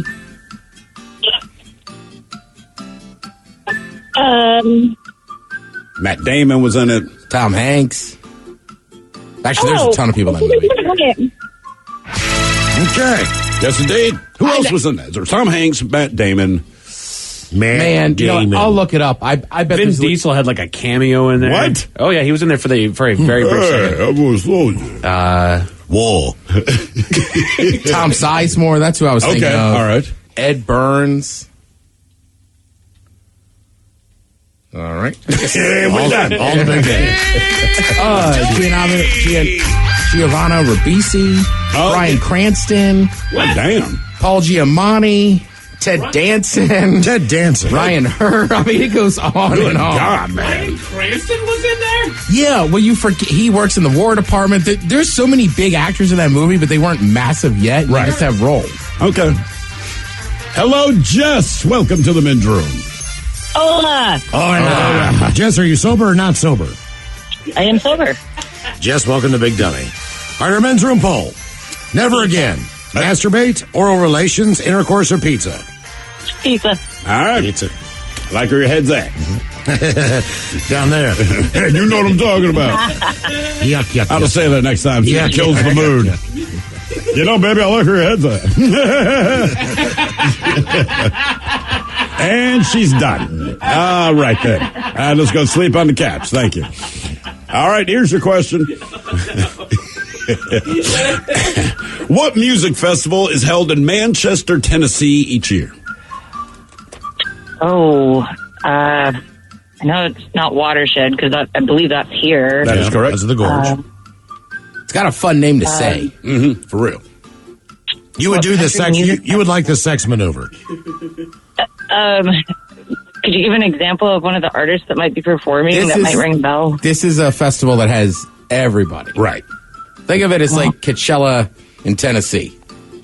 Where's Sturgis? Well, that's a biker It's thing. in Sturgis. Yeah, Sturgis is in fact held in Sturgis. Was that South Dakota? Yeah. I believe so. South Dakota. Okay, yeah, I was way off. I don't know. Bonnaroo. See, I would do a sex move called the Bonnaroo. You wouldn't even have to tell me what it is. Right? It involves a banana. Yeah. Close my eyes and surprise me. Did you say banana root? No, Bonnaroo. Oh. All right, the question, what was the first food to be intentionally microwaved? Chicken nugget? Chicken nuggets. Popcorn. Oh yeah. Still relevant and prevalent today. Hell yeah, man. Yeah. It's got a popcorn button now. I was about to say, Which sucks. I didn't think people really did that's that a good anymore. Then I point. realized people do it all the time. I just don't own a microwave. The popcorn button never works anyway. It's not that it doesn't work. But it's never long enough to actually pop the popcorn, man. It doesn't burn it. It doesn't burn it, but it's like... You either burn it or you get a bunch of kernels. Well, That's basically one or the other. The problem is like a handful of them have different settings. You got to hit it a couple times. You have one that's like the 1.5 ounce bag, the 3.5 ounce bag. Like, I don't know. You got to figure that out. They're just standard sized bags. No, man. You try hitting it another time when you hit the popcorn button. I tell you, there's multiple settings on there. We'll see. All right, your question. What TV family lived at 1313 Mockingbird Lane? Oh.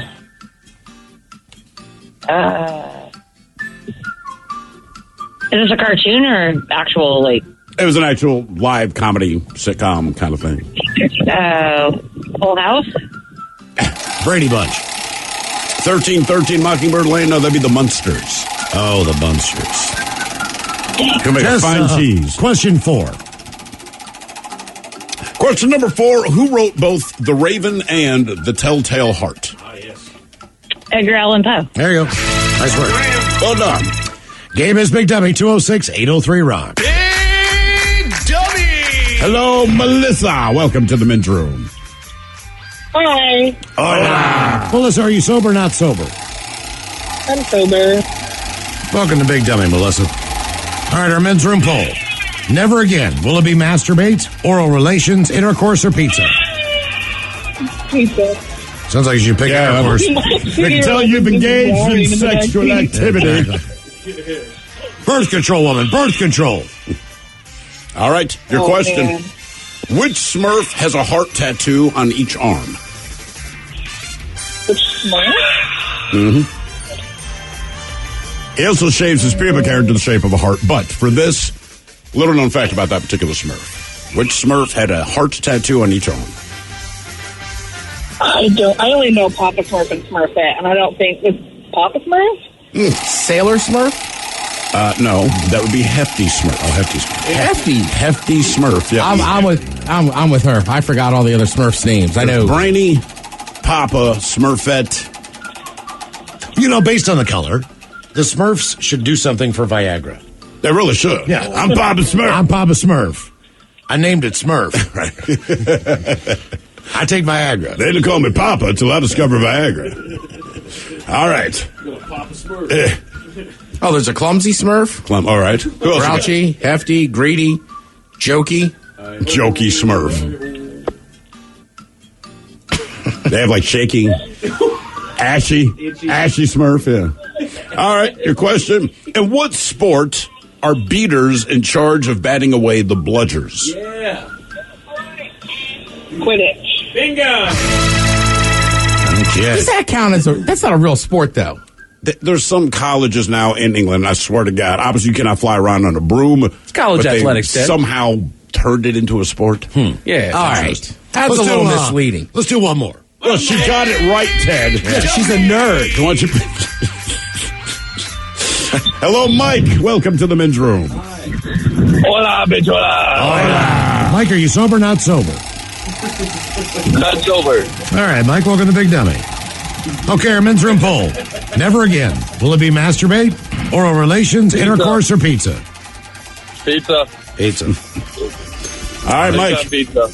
Here's your question.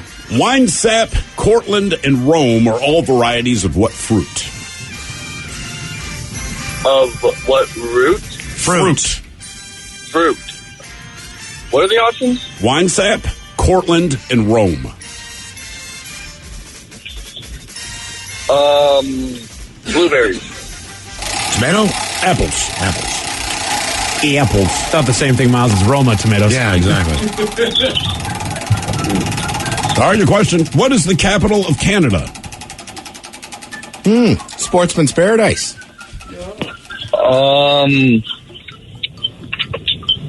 Vancouver.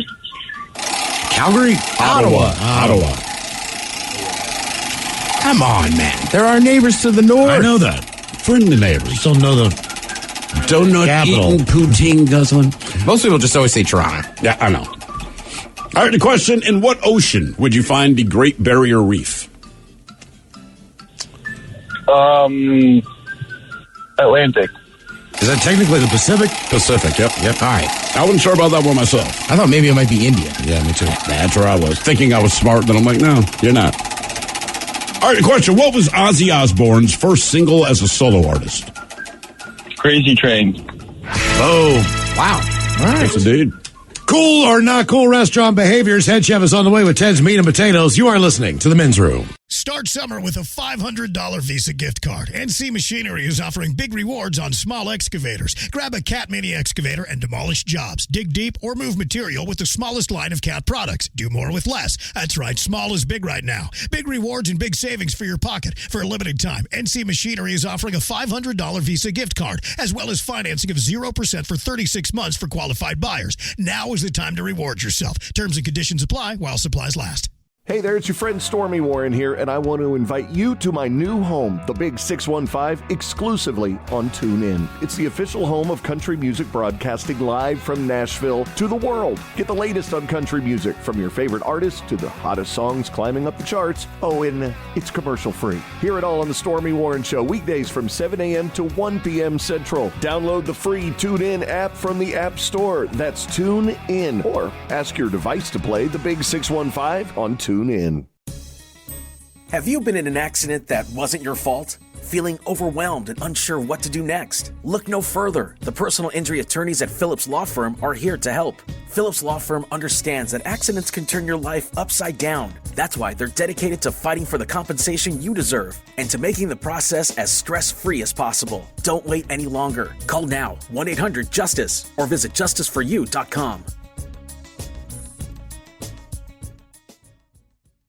What's up? It's your boy, the Ted Smith. Thanks for listening to the Men's Room Daily Podcast. Want more? Check out the greatest podcast in all the land, The Podcast. Be sure to subscribe and listen to a brand new episode every Tuesday night. The debauchery rolls on. You're listening to the Men's Room with Miles and Thrill. 99.9 KISW. Head chef cut up Ted's Meat and Potatoes has cool or not cool restaurants behaviors. Plus, you do the bathrooms as well. Head chef coming up right after emails from the men's room at KISW.com. You've got mail.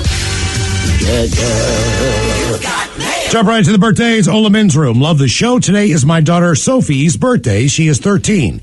She would like some random funny sound effects and a pep talk from Coach Ted regarding the upcoming soccer season. Thank you guys from Mom, Dad, and her brother Thomas. Look out. Ooh, fish sandwich. Are you sure? I didn't realize that ended so wet. Yeah. That thing makes me feel like I have to go to the bathroom every time I hear it. All right, soccer season's coming up. Assuming it's a springish season. Number 1, play your position. Number 2, if you play defense, see ball, clear ball.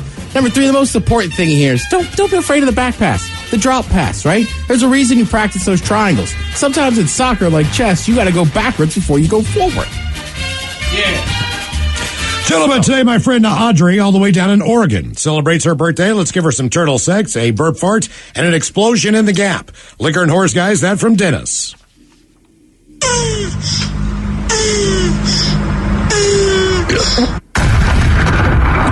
But Charles, want to wish my buddy Terry, pronounced Loctite, a happy 29th birthday. How about an uh-oh lookout followed by a backward fart? And the Dirty Germans talking about how they'll get him in shape after a long day of driving a semi. Rock on, bitches. That from Alex. Uh-oh, look out.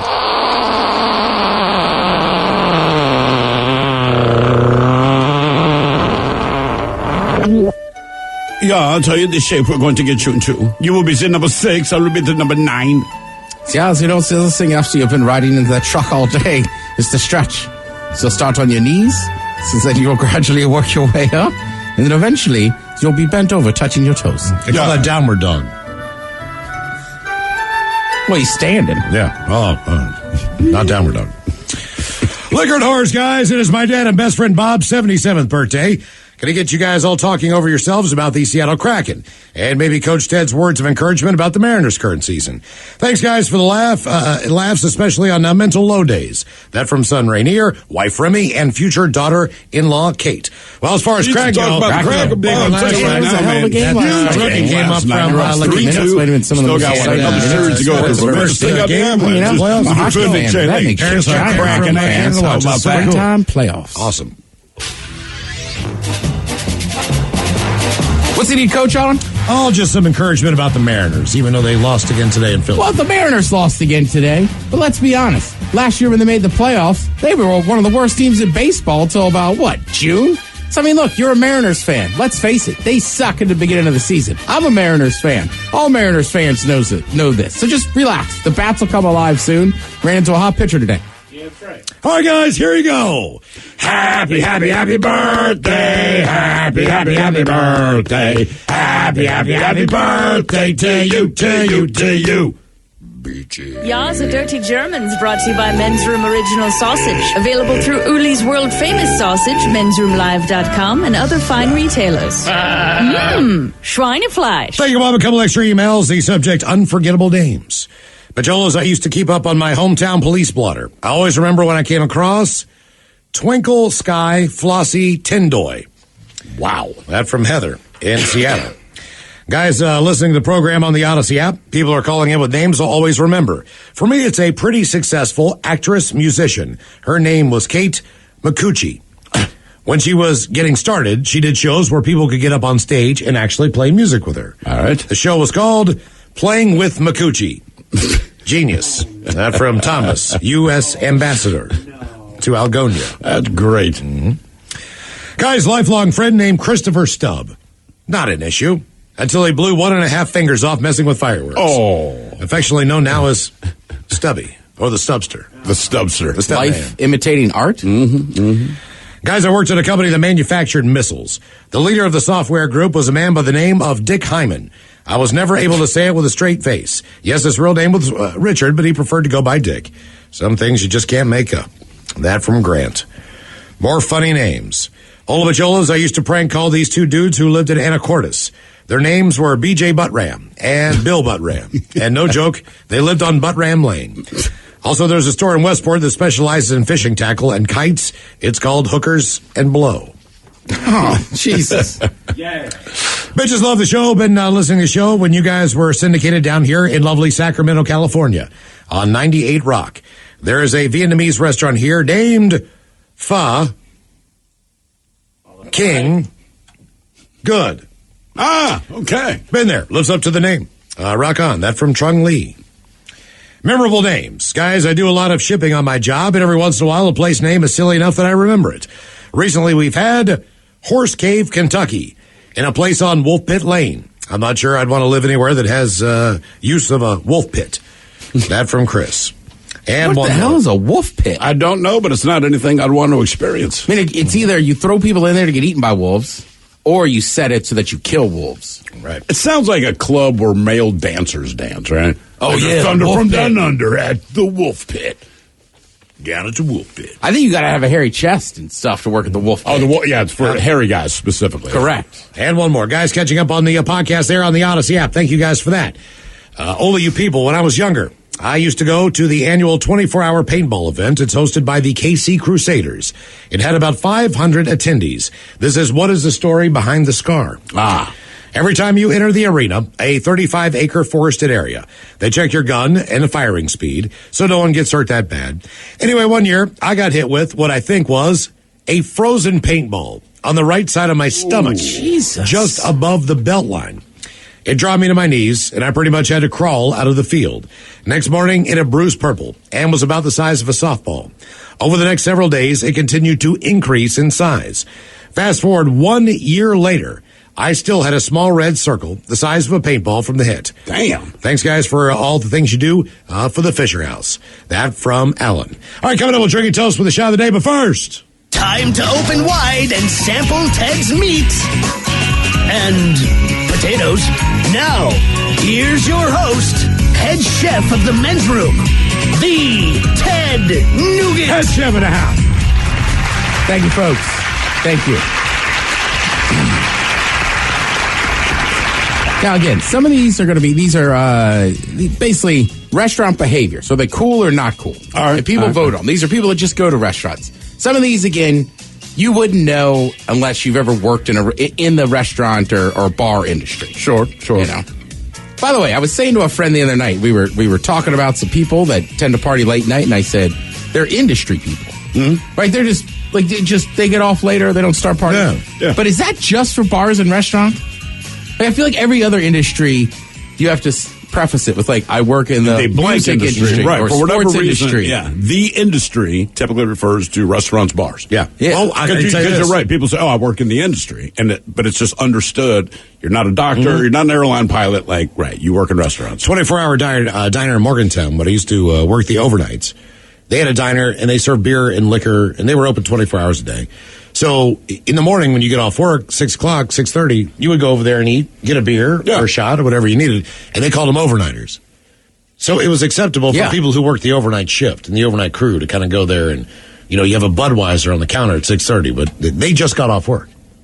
Yeah, I mean, it's not even that odd think about like first responders. Oh, I had a buddy that was a cop, and for years he liked the action. He worked the late night shift, and he had a buddy. And it always seemed out of his Coronas, but that was their thing. They would get off shift, put in, I don't know what cops have to do, check out your gun or check it in. But yeah, they would sit there in the morning time and just have Coronas. Yeah, yeah. We were all younger. So they didn't have wives or anything yet, so they would they worked the crazy shift. They were PG County cops. Oh, yeah, they didn't have wives yet. Yeah, because that'll come to an end. Yeah, exactly. You probably got to do other work stuff. overnight, yeah.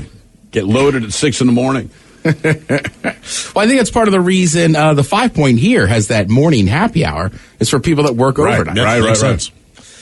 All right, let's see. What about starting to eat before everyone else's food has arrived? 62% of people say not cool. 38% say it's cool. We talked about this like a week or two ago. Almost always I'm going to wait. But if somebody says, go ahead, it's fine. Yeah. I also think it depends on the restaurant. Like we were saying, if the four of us are sitting at a bar top and the food shows up kind of not all at the same time, it's like, all right, whatever. You're right. Bar top, go ahead, eat. But if table, somehow, I'll wait. My role on this is if you're all there for dinner, yeah, and someone orders, say, 4 people there, 2 people order an appetizer. Correct. As soon as that appetizer hits the table, you can eat it. I don't care. Without a doubt, yeah. But apps are different. But my rule is that when dinner comes around, I do wait for everyone to get their food. You do. I'm saying, and sometimes there'll just be that one person. Look, I've been that person. And they're just like, sorry, whatever, we had to recook it or whatever. It's like, go ahead and eat. Yeah. Let's see this. 87% of people, good number, say it's not cool to argue with the host about wait times because you see empty tables if you don't have a reservation. No, they don't have the staff to serve you. That's a lot of it. Or the cooks to be able to get your food. Well, a lot of times it's not that, but you don't know that they just sat this person's section. They literally just got 4 tables, so you see 2 empty ones.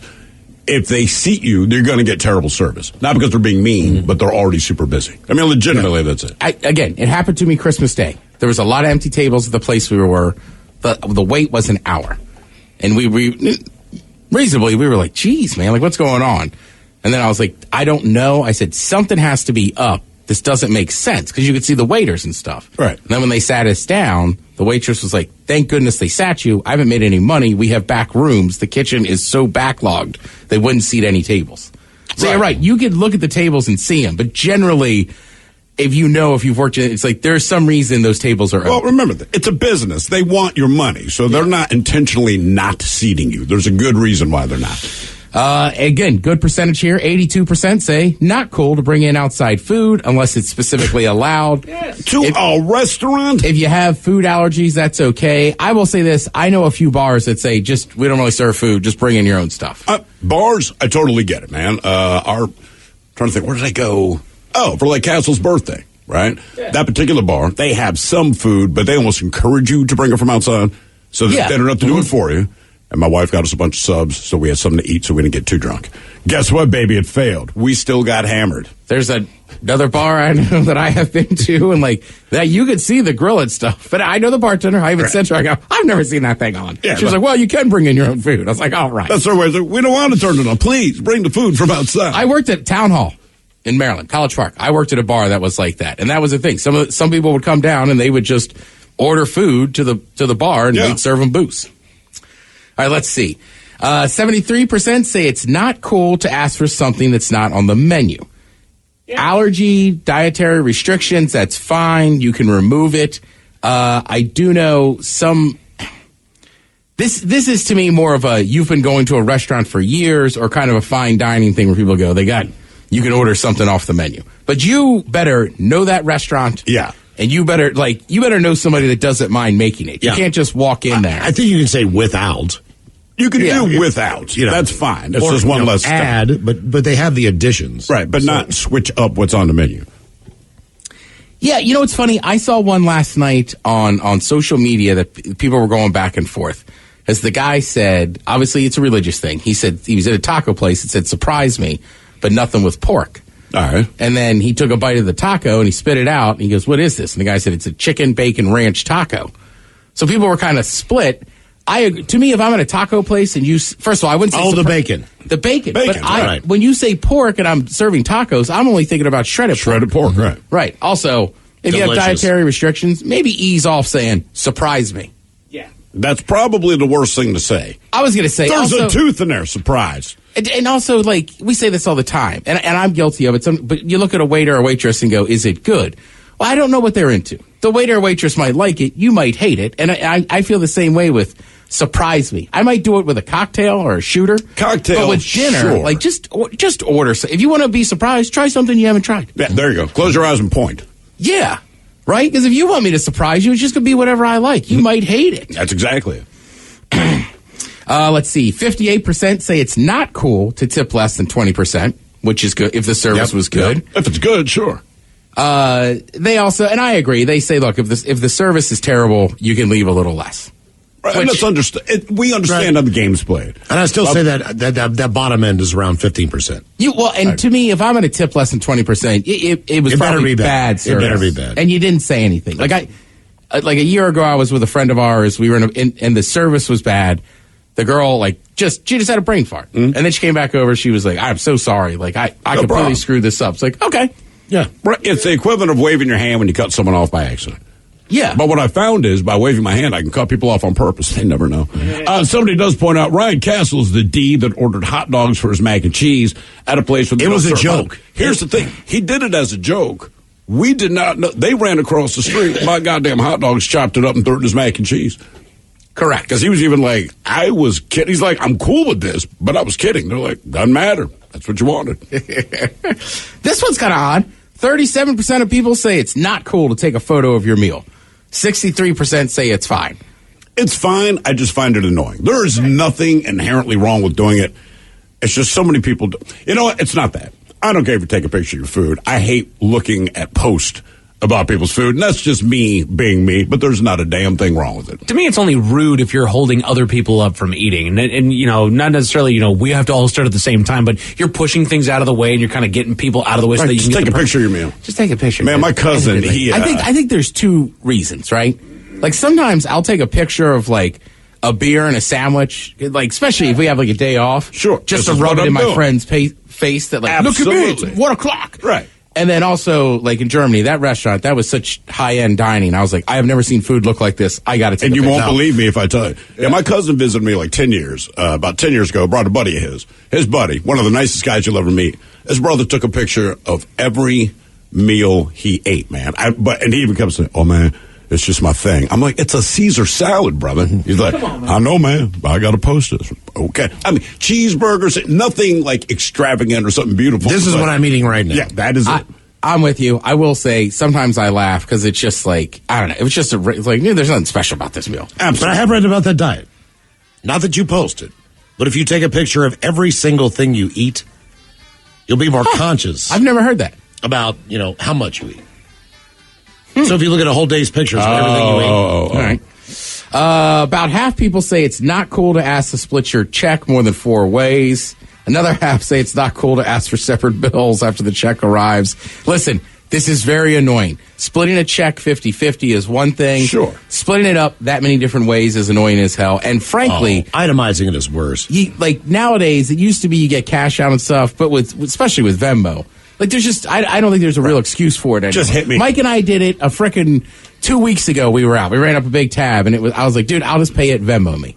Right. Did he Venmo you? Easy enough. Did you Venmo me? Say yes, Mike, if he's asking. Yeah. You sure did. That's all right. I drank. I think I drank half. He's going to blank stare like, I don't remember that. How hammered were you? Thank you, Head Chef. We appreciate it. The shot of the day is coming up. You are listening to The Men's Room. What you watch depends on what kind of mood you're in. Sometimes you're craving comedies like Friends or South Park, and sometimes you're more into dramas like HBO's Succession and House of the Dragon. There's also cooking shows like Chopped and Beat Bobby Flay, and even movies like The Lord of the Rings and Shazam! Fury of the Gods. Well, Max is the streaming destination that has the best of entertainment for whatever mood you're in anytime. And plans start at as little as $9.99 a month. Max, the one to watch. Subscription required. Visit max.com. Your points are worth more than you think.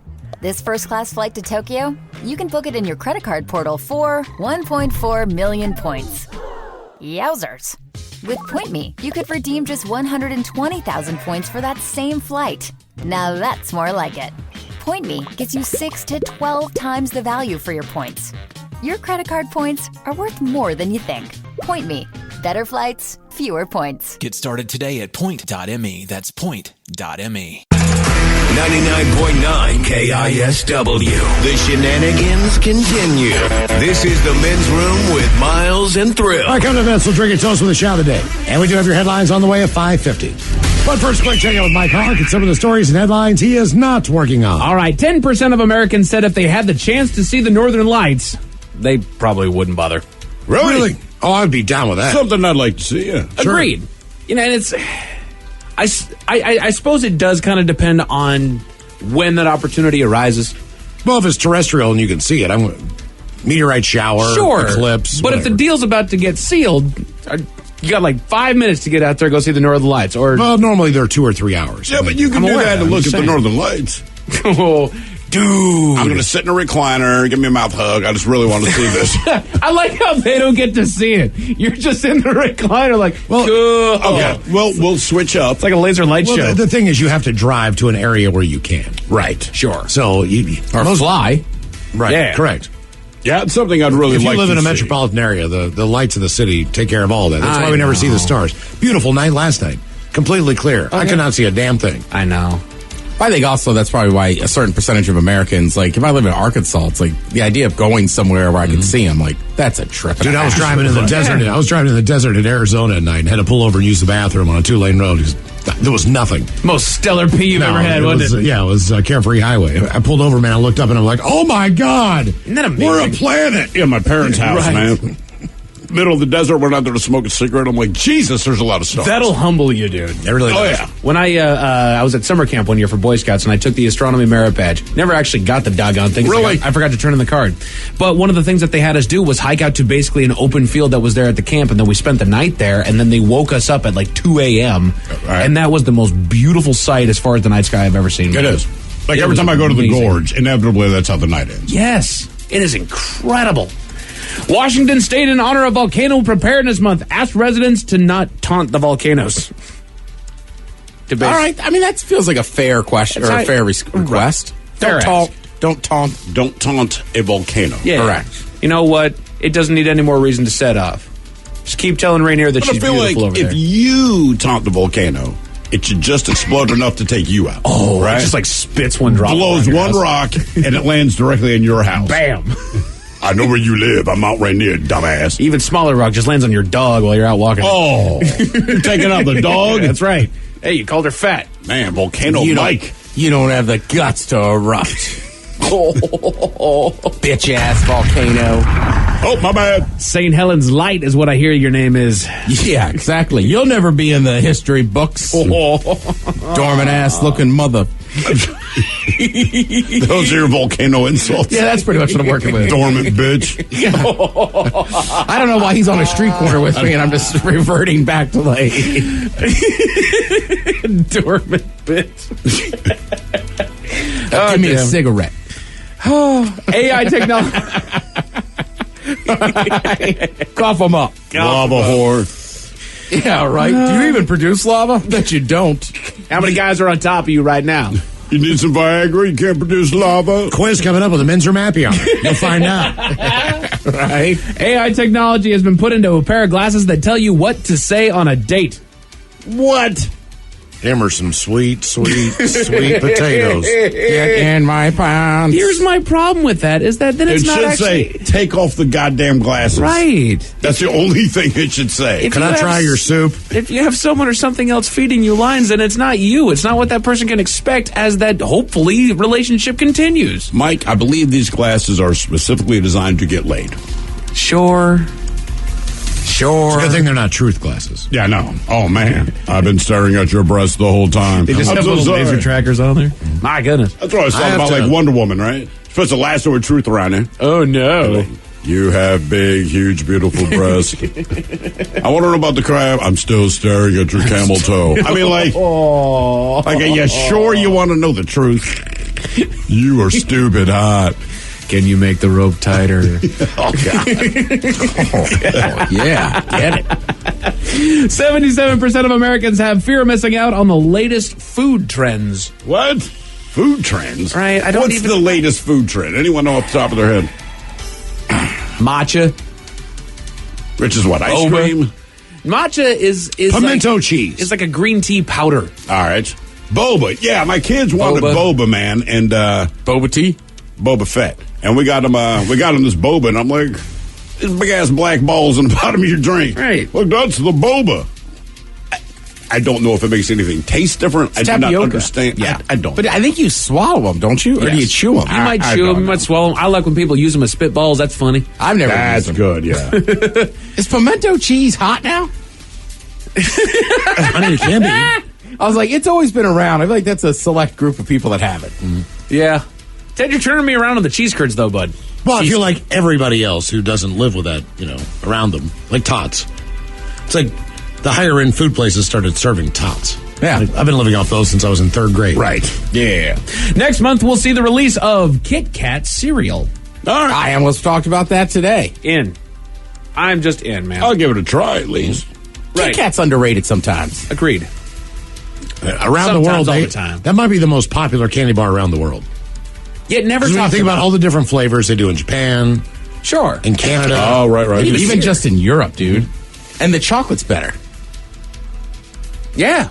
Yeah, it's like higher quality. I agree. Yeah, like my buddy Ron hooked me up with a bunch of candies from Europe, and it was like they had like orange ones. I know Japan has the green tea ones. Like candy game's crazy. Yeah, exactly. Well, we all try to be truthful in our lives, but but none of us actually started that way. In fact, this goes all the way back to kids. I know that there are parents in this room, so I want to test you guys. We all know that kids lie, but do we actually know about it? It's time for The Men's Room Top 10. The Men's Room Top 10. 10 lies kids tell parents always fall for. I love you too. This one works every time. What do you mean my socks are stuck together? Oh, that's right. I must have walked through glue.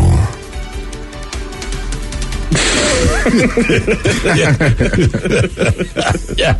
Damn it. That's a lie you let go. Like, okay. That's exactly right. So these are the lies that kids tell that parents always fall for, and I even told Mr. Hill this. I don't think that the parents fall for them. I don't think the parents care near as much. So, first on this list, but my friend is allowed to. Yep. Oh, yeah. Here's the thing. I don't care if you're telling me the truth. Right, that's just a bad If that's lie. your response, like, you might be right. Well, your friend has better parents And then than you say, do. well, they jumped off a bridge, would you? That's what I always heard. Exactly. And you set this up right or correctly, Mike. Like kids say these lies. I don't know that my parents ever bought that when I was like, well, Mike's parents say it's fine. Right. Oh, I always said that, yeah. Good for them. Mike's parents should be better parents. So your kid comes up to you and you say, hey, can I do this thing? And you say, ask your mother. And they say, well, she already said I could. Then why are you asking me? Because she said ask you. Exactly. She said I could if you said I could. Fine with me. Ask your dad. Well, I always do did you already ask your mother? And they go, yeah. Then you realize the decision is on you. Now, they'll come to me second because I'm less negotiable, I think.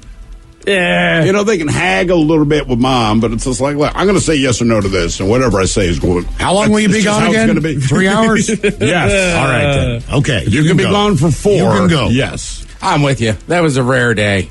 My mom was very nice, but by the time she said go ask your dad, it was like, oh, we've already lost this. Yep, we're done. You know what I mean? Like it is 24-0 in the fourth quarter. Like, we're gonna play it out. We're gonna go run it by them. Alas. Yeah, I'll put it there. Yeah. So how about this one? You go up to your kid. Hey, why didn't you ever get back to me? I never got your text. Liar. Goddamn liar. Those days are going out the window, as you can tell. Mm-hmm. Right. And I remember that my dad called out my sister on this one, that phone is glued to your hand, man. You were looking at that thing every 4 seconds. What do you mean you didn't get my text? There's no damn way you didn't get my text. Yeah. I know you got my text. Because it told me you read it. Right. I was just say generally, and I'm not up to no good, but if I don't text somebody back for hours, like I probably just laid my phone down or started doing something else and forgot. Right. I will ignore someone's text and they'll say, why'd you ignore it? And I said, because I was trying to figure out what my answer was going to be. Yeah. Because I wasn't ready to answer. I mean, that's a lie, too, but still, it sounds better. Yeah, fair. I wanted to say no, but I wanted to find a nice way of saying no. Yeah, I was trying to figure out a way to say, I don't like your company. That's why I sent the turd emoji. I wanted to text my friends to see if I could make plans to tell you that I had plans. Right. I was trying to make plans to answer you honestly. Right. I had to text Chris to make sure he didn't invite you as well. Yeah. Oh, damn. That's the tough one, man. Walk into a bar and you blew off a buddy. Oh, you let, bar. Hey. Oh, yeah, that thing fell through. No, I'm trying to do the surprise. I came to see you, buddy. Lies kids tell that parents always, quote unquote, fall for. Hey, why didn't you do that thing? Oh, I forgot. Oh, guaranteed they're going to say I forgot. Now, listen, I can't get mad at kids about that. I say that to my wife all the time. Sure. Hey, didn't I ask you about... Oh, babe, I forgot. And she knows I'm lying. And it's not all a lie. Because you initially ignored it until you forgot about it. You always knew it was back there, but at some point you forgot about it. I forgot because even when you told me I didn't care. See, that's worse. No, okay, in my experience, don't overschedule my life, and I'll remember most of it. There you go. That's it. There if you overschedule my life, I can't remember every single thing. I will remember the majority, not all. How about this one? They're hounding you for something that they want to do. Please let me do this. Please let me have this. No, no, no, no. If you let me have this, I'll never ask again. Listen. Oh, yeah. Yes, I know you you're will. full of That's us. like a puppy. I mean, I call my kids out on that instantly. Right. I'm like, just shut up. Just stop with that. Right. We both know it's a lie. And I know right now you don't know it's a lie, but I do. So to avoid me being angry tomorrow when I find out for real that you lied about it, don't say it. Right. Yes. How about when they wake up with a little bit of a sniffle? Mom, I think I'm too sick for school. Yeah. Yeah. That's a tough one, Go too. be patient zero. I don't care. That never flew at my house. I think if it's that bad, they'll send your ass home. I can count on one hand how many times I was able to stay home from school because I was sick. Mom always said, only got one more day till the weekend, honey. Go tough it out. If you didn't have a fever, yeah, they sent your ass there. Right. Right. My mother's like, you go to a place where the other human beings actively eat their boogers. Now, if you woke You're up, fine. If you woke up in the middle of the night and you threw up, sure, that was a stay home. Even though you feel better, all you got to do is, Mom, I threw up. I can't go to school. I don't feel good. Remember that, kids. Tell your parents that you threw up. You have a much better chance. That's right. You do. Because you can't fake that very well. Let's see here. These are the lies that kids tell parents that they always fall for, quote unquote. I'm with my friend doing homework. Don't add doing homework. Hey.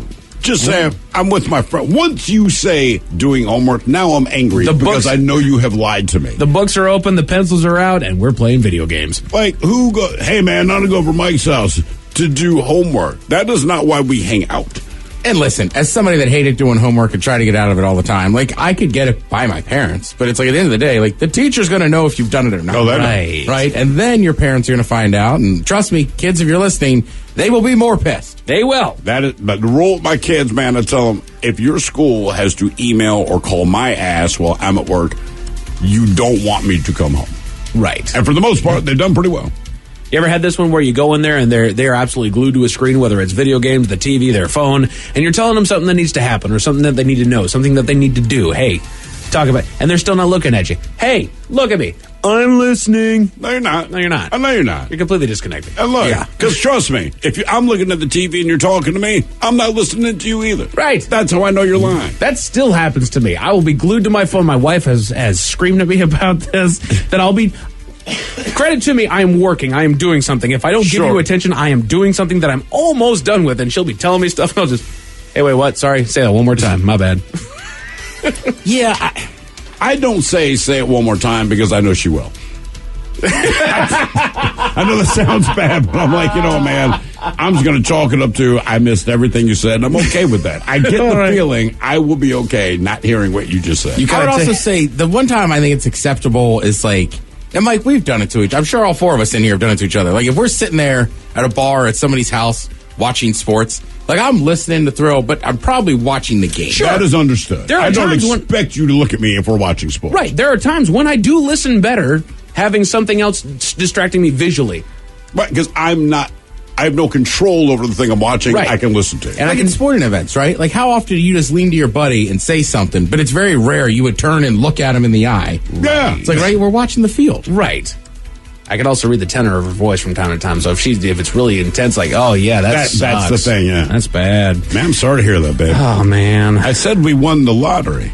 No, I'm sorry to hear that because not everyone did. That's what I meant. How about this? They come home from school. Hey, make sure that you get right on your homework. Just get it done. Oh, we don't have any homework. They've tried that. What my kids don't know is we know every day what their homework is. Right. I was about to let say, me rephrase that.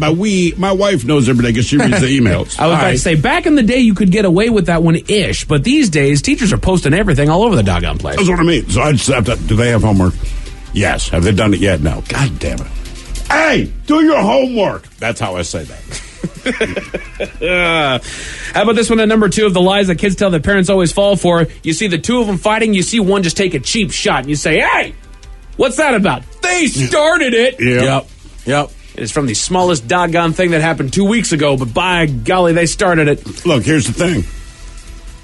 Even if they did, treat it like football. What do they say? Hey, man, yeah, he gave you a cheap shot. You throw the flag on the second one. Right, the second guy gets caught. Every time. That's absolutely right. But then, the number one lie that kids tell that parents always fall for. Mr. Hill, I'm pretty sure you actually did fall for this one. If we get a dog, don't worry. I'll look after it. No, I didn't fall for that. I fell for that with the cat. I'll take care of it. I fell for that with Rainbow Janet, the cat. The dog I chose to get. So I knew the dog was litter on me. box. The hell? Dude. My daughter scored a goal and got a puppy for it. Damn. In soccer.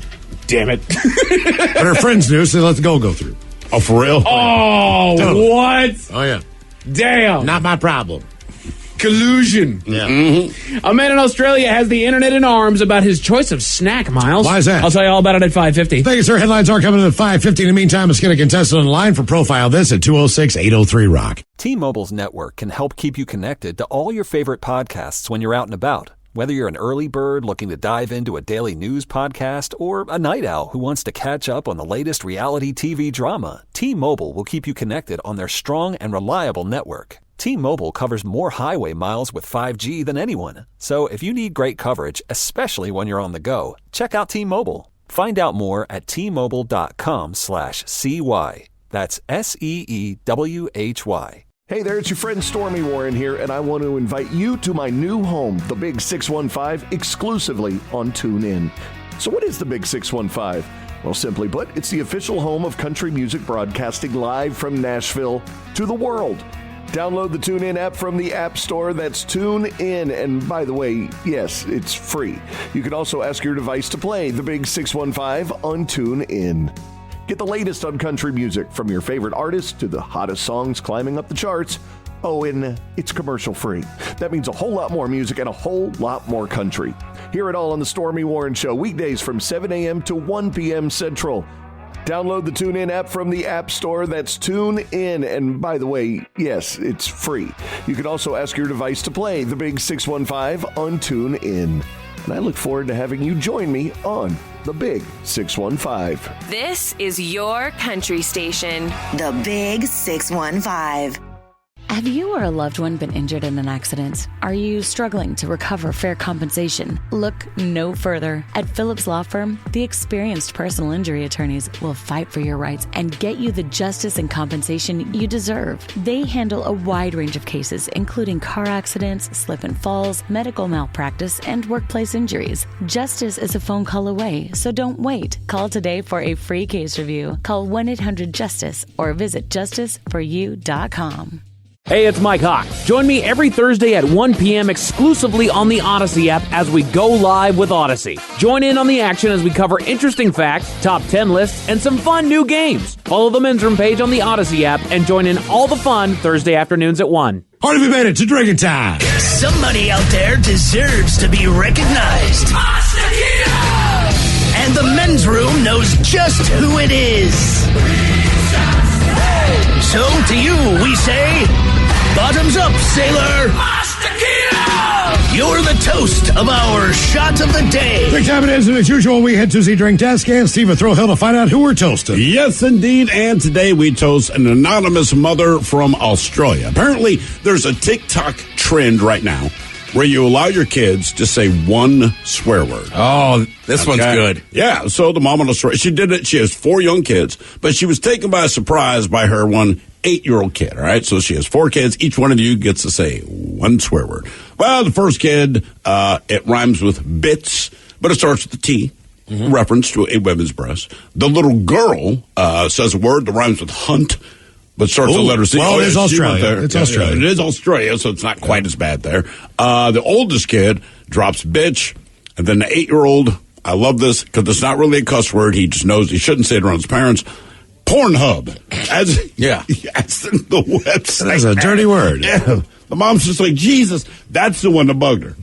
Right? Because here's the cuss words. You can't say the cuss words. Kid says Pornhub. She's like, you should not know what that is. That was right. That's all her reaction was like, how do you, why do you know what that is? Why do you know this? Yeah, but I'm into black women now. That's why I'm getting all the pop-up ads. So we pour this booze and we drink this booze because we think it's yummy. Yummy. So over the tongue and down the throat to party in our tummies. Down the hola bijola. The Men's Room presents Profile This. And Stephen Thrill Hill, could you please tell everyone how Profile This is played? As sure as hell can, Miles. It's a simple game where we share with you a real-life news story. Something that happened right here on planet Earth. And as you listen to the story, based on the stereotypes you believe to be true of people and the decisions that people make, we'll ask you what it is you think makes a story a story. Hello, Jamie. Welcome to the Men's Room. Hola. Hola. All right, Jamie, you understand how this here game is played? Yes. Fantastic. You have a choice of one of 4 stories. We have the wonderful world of drugs. We have bite me. In other words, what did someone find in their food? Interior decorating, where you guess the foreign object that ended up on the inside of someone. And finally, hit me with your best shot, where you guess the unconventional weapon that someone chose to use as a weapon. Hit me with your best shot. Hit me with your best shot. Fire away. People are loving hit me with your best shot. All right, here we go. All right. A 49-year-old man, one Arnold J. Teeter, he entered a Perkins restaurant a little bit after 11 a.m., and he laid down in the booth before throwing a menu at the waitress. Well, as Teeter became increasingly loud, the Perkins manager then attempted to reason with him. Well, authorities say that Teeter removed something from under his shirt, swung it over his head, and then threw it at the store manager. Now, the object did miss the manager, skidded across the floor before Teeter ran over, picked it up, and left the place. Then, police received a call about 30 minutes later from a YMCA where Teeter, described as a disorderly man, was outside. They found him walking through the traffic on a street there, recognized him as a man from surveillance video at the Perkins restaurant. And after he continued to run through traffic, officers briefly struggled with him before he was taken into custody. As officers handcuffed him, they found the object under his shirt. Anyway, he was arrested. He's been put in jail on $10,000 bond. The question is, what did he throw at the manager at the restaurant after the menu? Was it nunchucks, an iguana, a lemon, or a rubber ball? So nunchucks, iguana, lemon, or rubber ball? I'm going to go with nunchucks.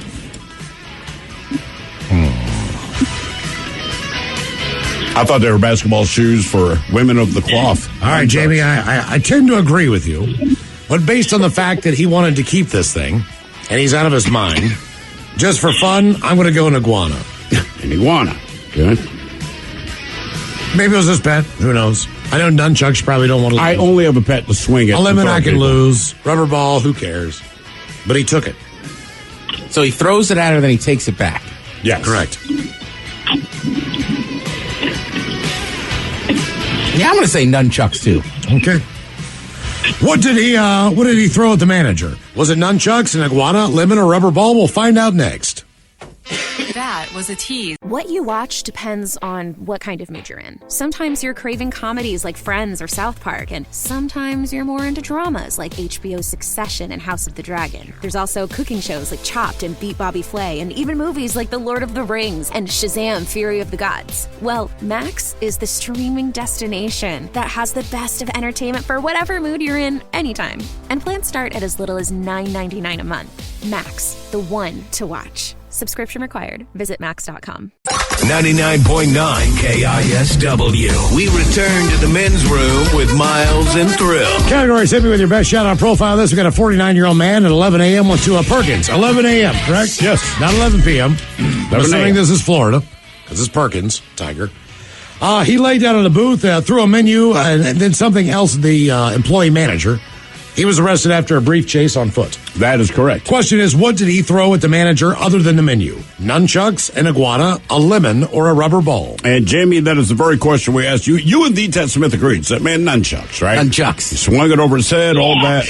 Now, remember, this guy's an idiot, so it would not be something as good as nunchucks. Miles, you went iguana? Yeah. Yes. Dude had an iguana in the face under his shirt, pulled it out, swung it over his head, threw it at the manager, missed. The iguana goes skin across the floor. And to your point, Miles, he wanted his iguana back. Mm-hmm. So he picked it up and then left. Perkins. Perkins. Florida, Perkins. There you go. Good times. Now for all TV news all time, it's time for TV Time with Ted. And now, because your pathetic life is confined to countless hours in front of a talking box, the Men's Room presents TV Time with Ted. It's pretty much the way it's going to go. All right, your choices today. You got Seth Meyers, the Jimmies, Kimmel Fallon, or Ted Smith. Is it Ted or is it late night? It is right there. The title. These guys have teams of talented writers help them come up with their monologues each and every night. It is up to you to determine, is this an actual late night joke and from whom, or could it be a The Ted Smith original? Last week, it was reported that a woman in Spain spent $500. Jesus. Last week, it was reported that a woman in Spain spent 500 days in a cave. She went in 2021, and a surprise to her family came out last week. But no word on when she's getting out of the cave. Seth Meyers. Ted Smith. That's me. Thought that was a thinker.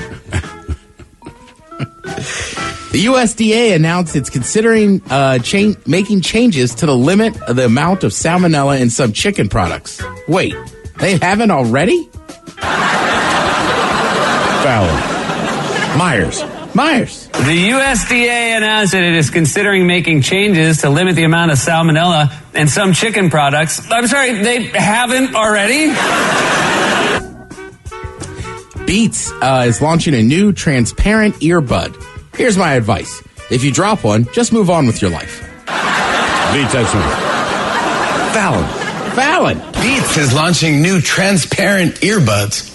Here's my advice. If you drop one, move on with your life. Ben & Jerry's co-founder, Ben Cohen, recently launched a new cannabis line called Ben's Best Blends. And hopefully it's a lot more popular than Jerowin. Seth. Yeah, that's Seth. Ben & Jerry's co-founder Ben Cohen recently launched a new cannabis line called Ben's Best Blends. Hopefully it's a lot more popular than Jerowin. All right, so I have a list here from Entertainment Weekly about the 20 best Netflix original series. There's 20 of them. I've realized I've only watched 3 of them. Okay. All right, so let's go through some of the list and see if anybody in here has actually watched them. All right, everybody has Netflix, correct? Yeah, correct. Oh, yeah. All right. The Upshaws. Nope. No. Don't even know what that's about. It's about a family, last name Upshaw. Okay. Gene Upshaw. Kingdom. Nope. Don't know what it's about. Never even heard of it. No. Probably nudity. Arachne. No. No. I've never even heard of these. These are the top 20. Is that a spider show? It's number 18, Miles. Okay. So no. Number 17, I know Mike and I have seen it. We pestered Thrill to see it. I bet he still has All it. American? No. That started on No, I haven't seen that one. That would start on CW. Oh. Squid Game. I have not seen it. I do need to see it. Okay. All right. They're coming out with a new one, so you gotta stay up to date. But at least I've heard of it. Are we going to So- watch the next season, Ted? Of Squid Game? Yeah. Why would you not without spoiling anything for me? Just because More of the same kind of thing? it was or- so different and crazy, but he's right. It was in a chaotic time for the country. And much like Tiger King, it was just something that we needed that looked a lot more ridiculous. But I heard better reviews But that came out in 2021. Squid Game than Tiger King. You know what? Let me compare It was a better made show. Let me compare it to, did you watch season 2 or 3 of True Detective? No. Right. The first season's amazing. Okay. Right? With Woody Harrelson and Matthew that's McConaughey. right, yeah. But, it's hard to make the storyline again. So I'm with Mike. Okay, I worry the same thing. you. Like, Squid Game was awesome. But you couldn't have the same characters, right? Well, you can have the same main character. Yes. Okay. But Because that's kind basically, of his mission now. right, basically, he's just going to have to go back to the game. So Right. that's what I'm saying. I hope I'm wrong. I hope I watch it and I'm like, this is wild. But, I will check it out then. yeah, Well, I don't think Tiger King had the worldwide popularity of Squid Games. Wait a minute. Are you saying which one was more popular? Well, just like worldwide. Tiger King or Squid Game? Squid Games, definitely. Oh, Tiger King was pretty damn popular. Was it really? I thought it was just an American thing. No, Tiger King took over the world. But also, again, like we were saying, that's right when the pandemic started. Sure. Squid Game came out in 2021. Like, we were going back to places and everything. You know what's funny about Tiger King? Everyone points out, hey, man, it was a dark time in the world. Like, nobody wants to say, I just watched it and enjoyed it. It's like, hey, but it's a dark time. Well, I mainly say that because I went back and tried to watch it, and I was like, God, this sucks. And I don't care. Right. Never Have I Ever, number 16 on the list. I've heard of it, but never watched it. Nope. Okay. My kids watch it, actually. All right. Now that I'm thinking about it, my Okay. son was real excited the other day because he's saying the second season of Never Have I Ever. And I'm like, cool. In my head, I'm like, no idea what you're talking about. Hilda. Never heard of it. No. Nope. Dead to Me. Nope. Yes, I have watched Oh, that. there we go. Yeah. It's a pretty funny show, man. All right. Oh, no, I'm thinking of the wrong show. Never mind. no. Nope, have not seen it. Jeez. All right, again, we're counting down the 20 best Netflix original series according to Entertainment Weekly. Number 13, Lupin. Who? No. Lupin? The Mustard? Never heard of it. I watched this one. It is awesome. That one is still going 2021 to present. It's about a gentleman thief. Ooh. Yes. Lupin. He It's is also a right. very French or a very famous Yes. book in France. Like everybody grows up reading it. Lupin is dope. Like That Caillou. was- Like Caillou. That one's subtitled, right? It actually is in French. Is that the one that you tried to get me to watch? I might have, but I watch stuff dubbed over. Just remember, even when Lupin loses, Lupin wins. All right. I know everybody's seen at least an episode, Stranger Things. Yes. Yep. All right. Yeah, okay, finally. Mindhunter. No. Man, it has threatened me, but I haven't actually watched it now. No. The Crown. Nope. I haven't watched it. No. American Vandal. No. Nope. Russian Doll. No. Nope. Midnight Mass. No. Nope. Chef's Table. No. Yes. Oh, I tried to get you. Chef's Table is actually pretty damn good. If you're into cooking or food, you should watch that one. Okay. I've never even heard of it. Sex Education. Nope. No. When They See Us. Nope. Missed that one. Didn't see it. Yeah. Master of None. Nope. None. I Think You Should Leave with Tim Robinson. No. I've seen that one. That's a really good show. And then number 1 on the list, best original series, The Haunting of Hill House. Yeah. I've seen it. No, I have not. You just did it because of the name. I did, and I'm like, man, I really wish you didn't pick my name for that. Now, did you watch the sequel, The Haunting of Smith House? Hawk House. Montgomery. No, I only saw the first season. I did see that, but I have not watched any follow-up. And the first season was great, and I wanted to watch the second season. Never actually did, though. That's all they have.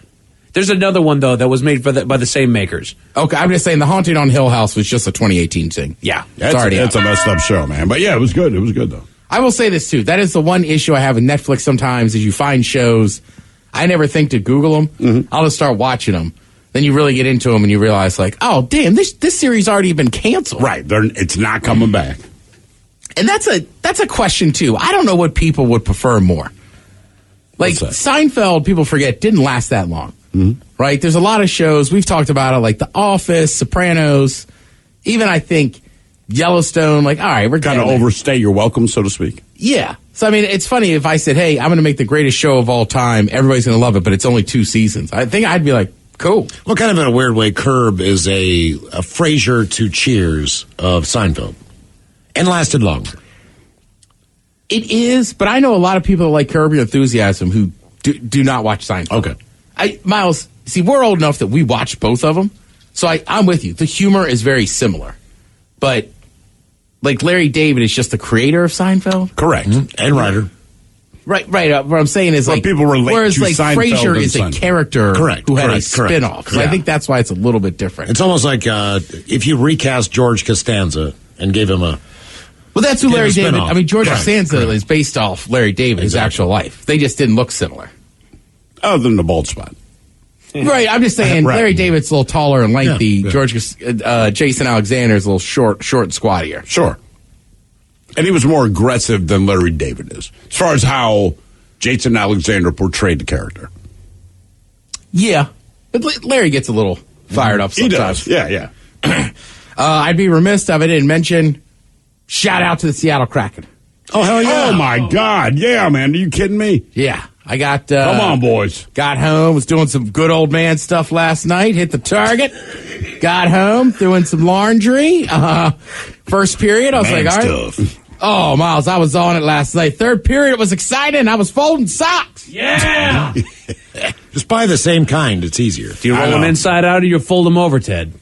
I fold them over. Attaboy. I will say, though, I'll tell you what, Doesn't having stretch out the a elastic. fun sporting event, right? Because I had like a load of laundry from the day before that I hadn't folded. All right. I did the thing where I was just like, I'm just dumping it all on my couch so I could watch this game and get it done. And luckily I got it all done. There was like 5 minutes left. But look, I've been saying it. Like, the playoff hockey is just different. It's unreal. It's different, man. I forget the guy's I like name. the fact that the end of the game, the coach is like, yeah, we played average hockey tonight. We didn't really have it our all. Like, That's what a coach has to say. Yeah, keep doing that then. Yeah. Keep doing that. On their ice. We're okay. It'll be super interesting. The percentage-wise, the Kraken should win this now. It is a very high percentage when you go up 3-1. Right. But I'll tell you 3-2. what. Is it? Oh, Yeah, yeah. 3-2. I would really like to see him finish that out Friday night. But A lot of people get to would. the second series. Look, right? you've already gotten to the playoffs. That's a hell of an accomplishment in 2-year franchise. No doubt. If you win one series, now that really shows the progress you will made. take you serious. And you have a shot at and moving on. So Yeah. I mean, that's it, man. Just to put yourself in the position to be able to do that, it's amazing.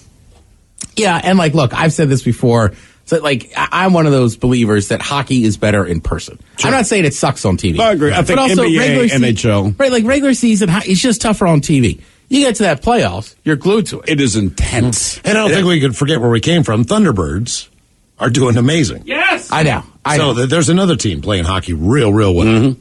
There is. I know. Every time I bring up the Kraken, somebody hits me on my Twitter and this and that. And look, I'm all for the T-Birds and this. That's and the that. only reason I said that was to avoid the I hear you. criticism. I just all right. I know, but also our show doesn't. I would say to people too, like, right, but when the Mariners make the playoffs, sorry, we're not talking about the Rangers. It's a big deal. Right, it's understood. What channel are the T-Birds on that I can watch? It would be my question to those that always bring up the T-Birds. I would love to watch the I T-Birds think they and see have how to well they're make it doing. to like almost the finals or something before you can actually see them on TV. And they are slaying it right now. I know that. And all props to them. I am fully behind them. I would love to watch them. Let me know where I need to watch them, guys. They have a really good program. They'll tell you, Kentorino. Showwear Center. Well, look, I mean, same thing, right? I was following the Sounders U.S. Open Cup match, but like, I just had it on my phone, kind of paying attention to it. That looked like chaos. Shout out to everybody who went down to Starfire. There's always chaos at Starfire. But for sports, if you're a Seahawks fan, tonight's a big night for you. They're on the clock right now. They're on the clock right now. Yeah. Right. So the draft's on tonight. You can go home and watch that. And for a change, the Seahawks have some picks that they're actually going to use in the first round. Yes. Let's see what happens. Thank you, Ted. We appreciate it. You're listening to the Men's Room. Your points are worth more than you think. This first-class flight to Tokyo, you can book it in your credit card portal for 1.4 million points. Yowzers.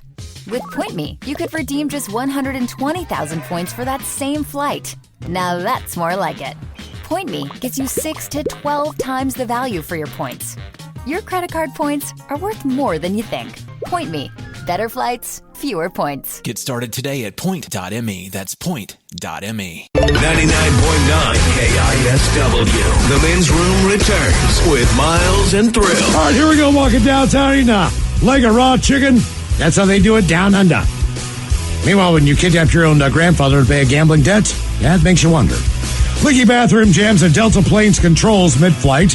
When you get up from your airline seat and someone steals it, and that ain't right. And a road sign warns to adjust your bra strap and secure your man eggs. It's time for your headlines. Now, it's time to hit the headlines. Here's my cock. All right, obviously I do have a top story tonight, but that has been put on hold as the 2023 NFL Draft is underway, and the Seahawks pick is in and announced. Ted, I know that you were wondering. Go. He was thinking. I haven't looked. It's between two people: the quarterback Hendon Hooker out of Tennessee, or the defensive tackle Jalen Carter out of Georgia. Correct. With the 5th pick of the 2023 NFL Draft, your Seattle Seahawks have actually made a pick. Devin Witherspoon, cornerback out of Illinois. All right. It's a good Defense. pick. Yeah, I like you it. don't know the name. It's a good pick. Yeah. Telling you right now. Last quarterback number 1 was Jenkins. You will be happy that you have it. Okay. It's one of those guys. I like Hooker a lot. Yeah, we couldn't take him at 5. We could not take him at 5. And Huh? then, All right. and then I'm right there with you, right? Like, I am shocked to pass up on Jalen Carter, though. That man's just a beast on film. But you know what? Witherspoon partnered up with Woolen. I think that'd be a good matchup right there. And you get, it's draft. You can find some D. You can find some defensive linemen. You find some D. Yeah, we'll find some D in there. Top story. Top story. We go down under where the internet is in a fit about a man's choice of snack. A picture was snapped of the man as he descends an escalator inside of a mall, munching on, you guessed it, Miles, raw chicken. That was a weird picture. He has a whole packet of chicken legs that are raw. Raw? In a package, and he's walking down the street eating one. The knee-jerk reaction to seeing his choice of sustenance harkens back to cautions from medical experts about the potential dangers of ingesting undercooked and even raw chicken. It's like, all right, you know what? To each their own, buddy, but that's... I mean, it's up to you, but I wouldn't do it. I like my kookaburra wings fried. I mean, Miles, you do Metamucil. He just eats raw chicken. So, hey, man, either way, it's coming out of you. That's right. Goodness gravy. Or out of your mouth. Yeah. In other news, over in Wales, a group of disgruntled citizens have made their displeasure known. All right. The main thing connecting these neighbors... the main connection these neighbors have is a road that they all have to drive on in order to get to their community that is so poorly kept. They felt the need to erect a sign warning others of just how low the quality is. The sign reads, quote, there's one little alteration I made, but the sign reads, quote, caution, remove dentures, adjust bra straps, secure your satchel. Welcome to the worst maintained road in the county, courtesy of Carmarthenshire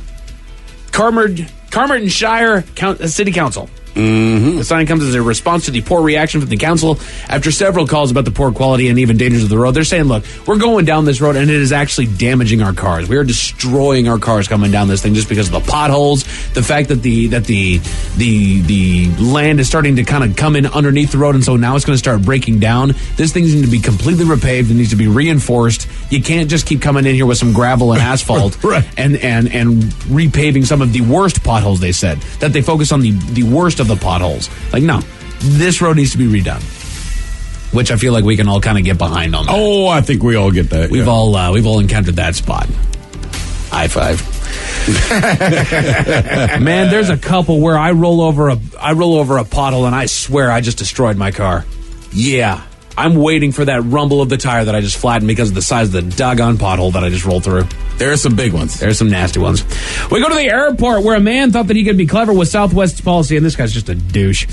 Most people are aware that when it comes to seating with Southwest, there are no saved seats, and that is first come, first serve. This policy was put to the test on a flight where a man asked a woman sitting in an aisle seat if she could move so that he could get to the window seat. She just needed her to. Thank you, Ted. Needed her to stand up so that he could get to the window there. All right. Which she kindly did, standing and moving out of his way. After the window seat was taken, a third passenger saw that as an opportunity to scream into the now temporarily open aisle seat, going as far as to move the woman's bag out of the way and telling her, quote, tough luck. Off her seat. When she attempted to get her seat back. Right. So this wasn't just, I saw it was empty. This guy knew exactly what he was doing. Yeah. You didn't It's like having your beer in a bar, but you're not in the seat. You went to the bathroom. And now I'm going to come sit in your seat and move your beer. Right. Like, no. What is wrong with you? You know that's someone else's seat. Luckily, the man that caused her to move got involved, calling an attendant, and after a threat to remove him from the flight, he went and found another actually available seat. And see, this is where I go back to what I want. I want a doggone one-punch rule. Yes, it's not the end of the world that this guy stole my doggone seat, right? But he's being a jackass. Well, no, not only that, that's why I don't fly Southwest. I don't understand their boarding policy because I'm not a veteran of flying them. So I don't need to be like really in the game to take an airplane somewhere. So I don't book them based on the fact that, like, I just want to know where my seat is. That's all. Sure. Not a big deal. Yeah. I still want to punch the guy. The only exception to the rule is the Amtrak train. I'll find a place to sit down. I don't care. Sure. You're going to the bar cart. There's plenty of room. Yeah. Well, those two things have something in common. You're right. I generally don't care on the train as I'm going to sit in the bar car. Mm-hmm. And then Southwest, like, I could learn how to do it, but you got to get there early. Mm-hmm. You can't hang out and wait till the last minute to hop on a flight. Exactly. That's the problem, because I'm in the bar. Yeah. And there's something, it's not just getting there early either. There's something to it, because I have flown Southwest before through a third party, and they just kind of give you whatever seat you're going to get. Yeah, and people are lining up. It's a whole thing. It is. But I know a lot of people, they swear by Southwest. They're like, it's super easy. He's got to learn it. Sure. And I will say that once I was on the flight, yes, I did have a middle seat. It was what it was. But once I got in my flight, they were a very accommodating airline. They had some really good stuff on there. It was a comfortable flight. So, I mean, it was good. Yeah, you might have to sit in the middle seat. All right. I got stuck in a middle seat once coming back. I don't know where I was coming back from, but it's the fall. And like, look, I'm not a small man, but the two dudes they were even bigger. Bigger boys, yeah. Right. And they were like, sorry, man. And they're like, but they had a iPad, and they're like, we're going to watch some football. And I was like, okay. All right. We are friends. You want to put it on mine in the middle so you can both watch? Like, yeah. And then the guy's like, they keep changing our flights. We don't drink alcohol. We got all these free vouchers for beer. I was like, you know what? I'm like, I'll suck. This is the best. This goddamn flight. Kicks ass. Like, do you set the president like, hey, look, we're all big dudes here. We're going to touch. Let's just, let's just relax into our seats, huh? Yeah, exactly. We're going to touch knees. We're going to touch elbows. Let's get sweaty, fellas. Pass the chips, man. Here, let's watch someone pass the chip. That's every headlines. With that, my talk is out. Thank you, sir. We appreciate it. If you've ever been up at 3 a.m. trying to come up with rhymes and riddles for Ted versus the FCC and you are lonely, no worries. Rob Thomas on the program. Yeah! That is correct. In the meantime, we be all about this bitch for 180 seconds or so. So until then, please do what you do best for our lead's sake. Stay beautiful. The men's room has been taped before a live studio audience. Wardrobe and makeup provided by Mantastic Limited. This has been a presentation of the Men's Room Radio Network. Oh, man! A Double Flush production. T-Mobile's network can help keep you connected to all your favorite podcasts when you're out and about. Whether you're an early bird looking to dive into a daily news podcast or a night owl who wants to catch up on the latest reality TV drama, T-Mobile will keep you connected on their strong and reliable network. T-Mobile covers more highway miles with 5G than anyone. So if you need great coverage, especially when you're on the go, check out T-Mobile. Find out more at T-Mobile.com/CY. That's SEEWHY.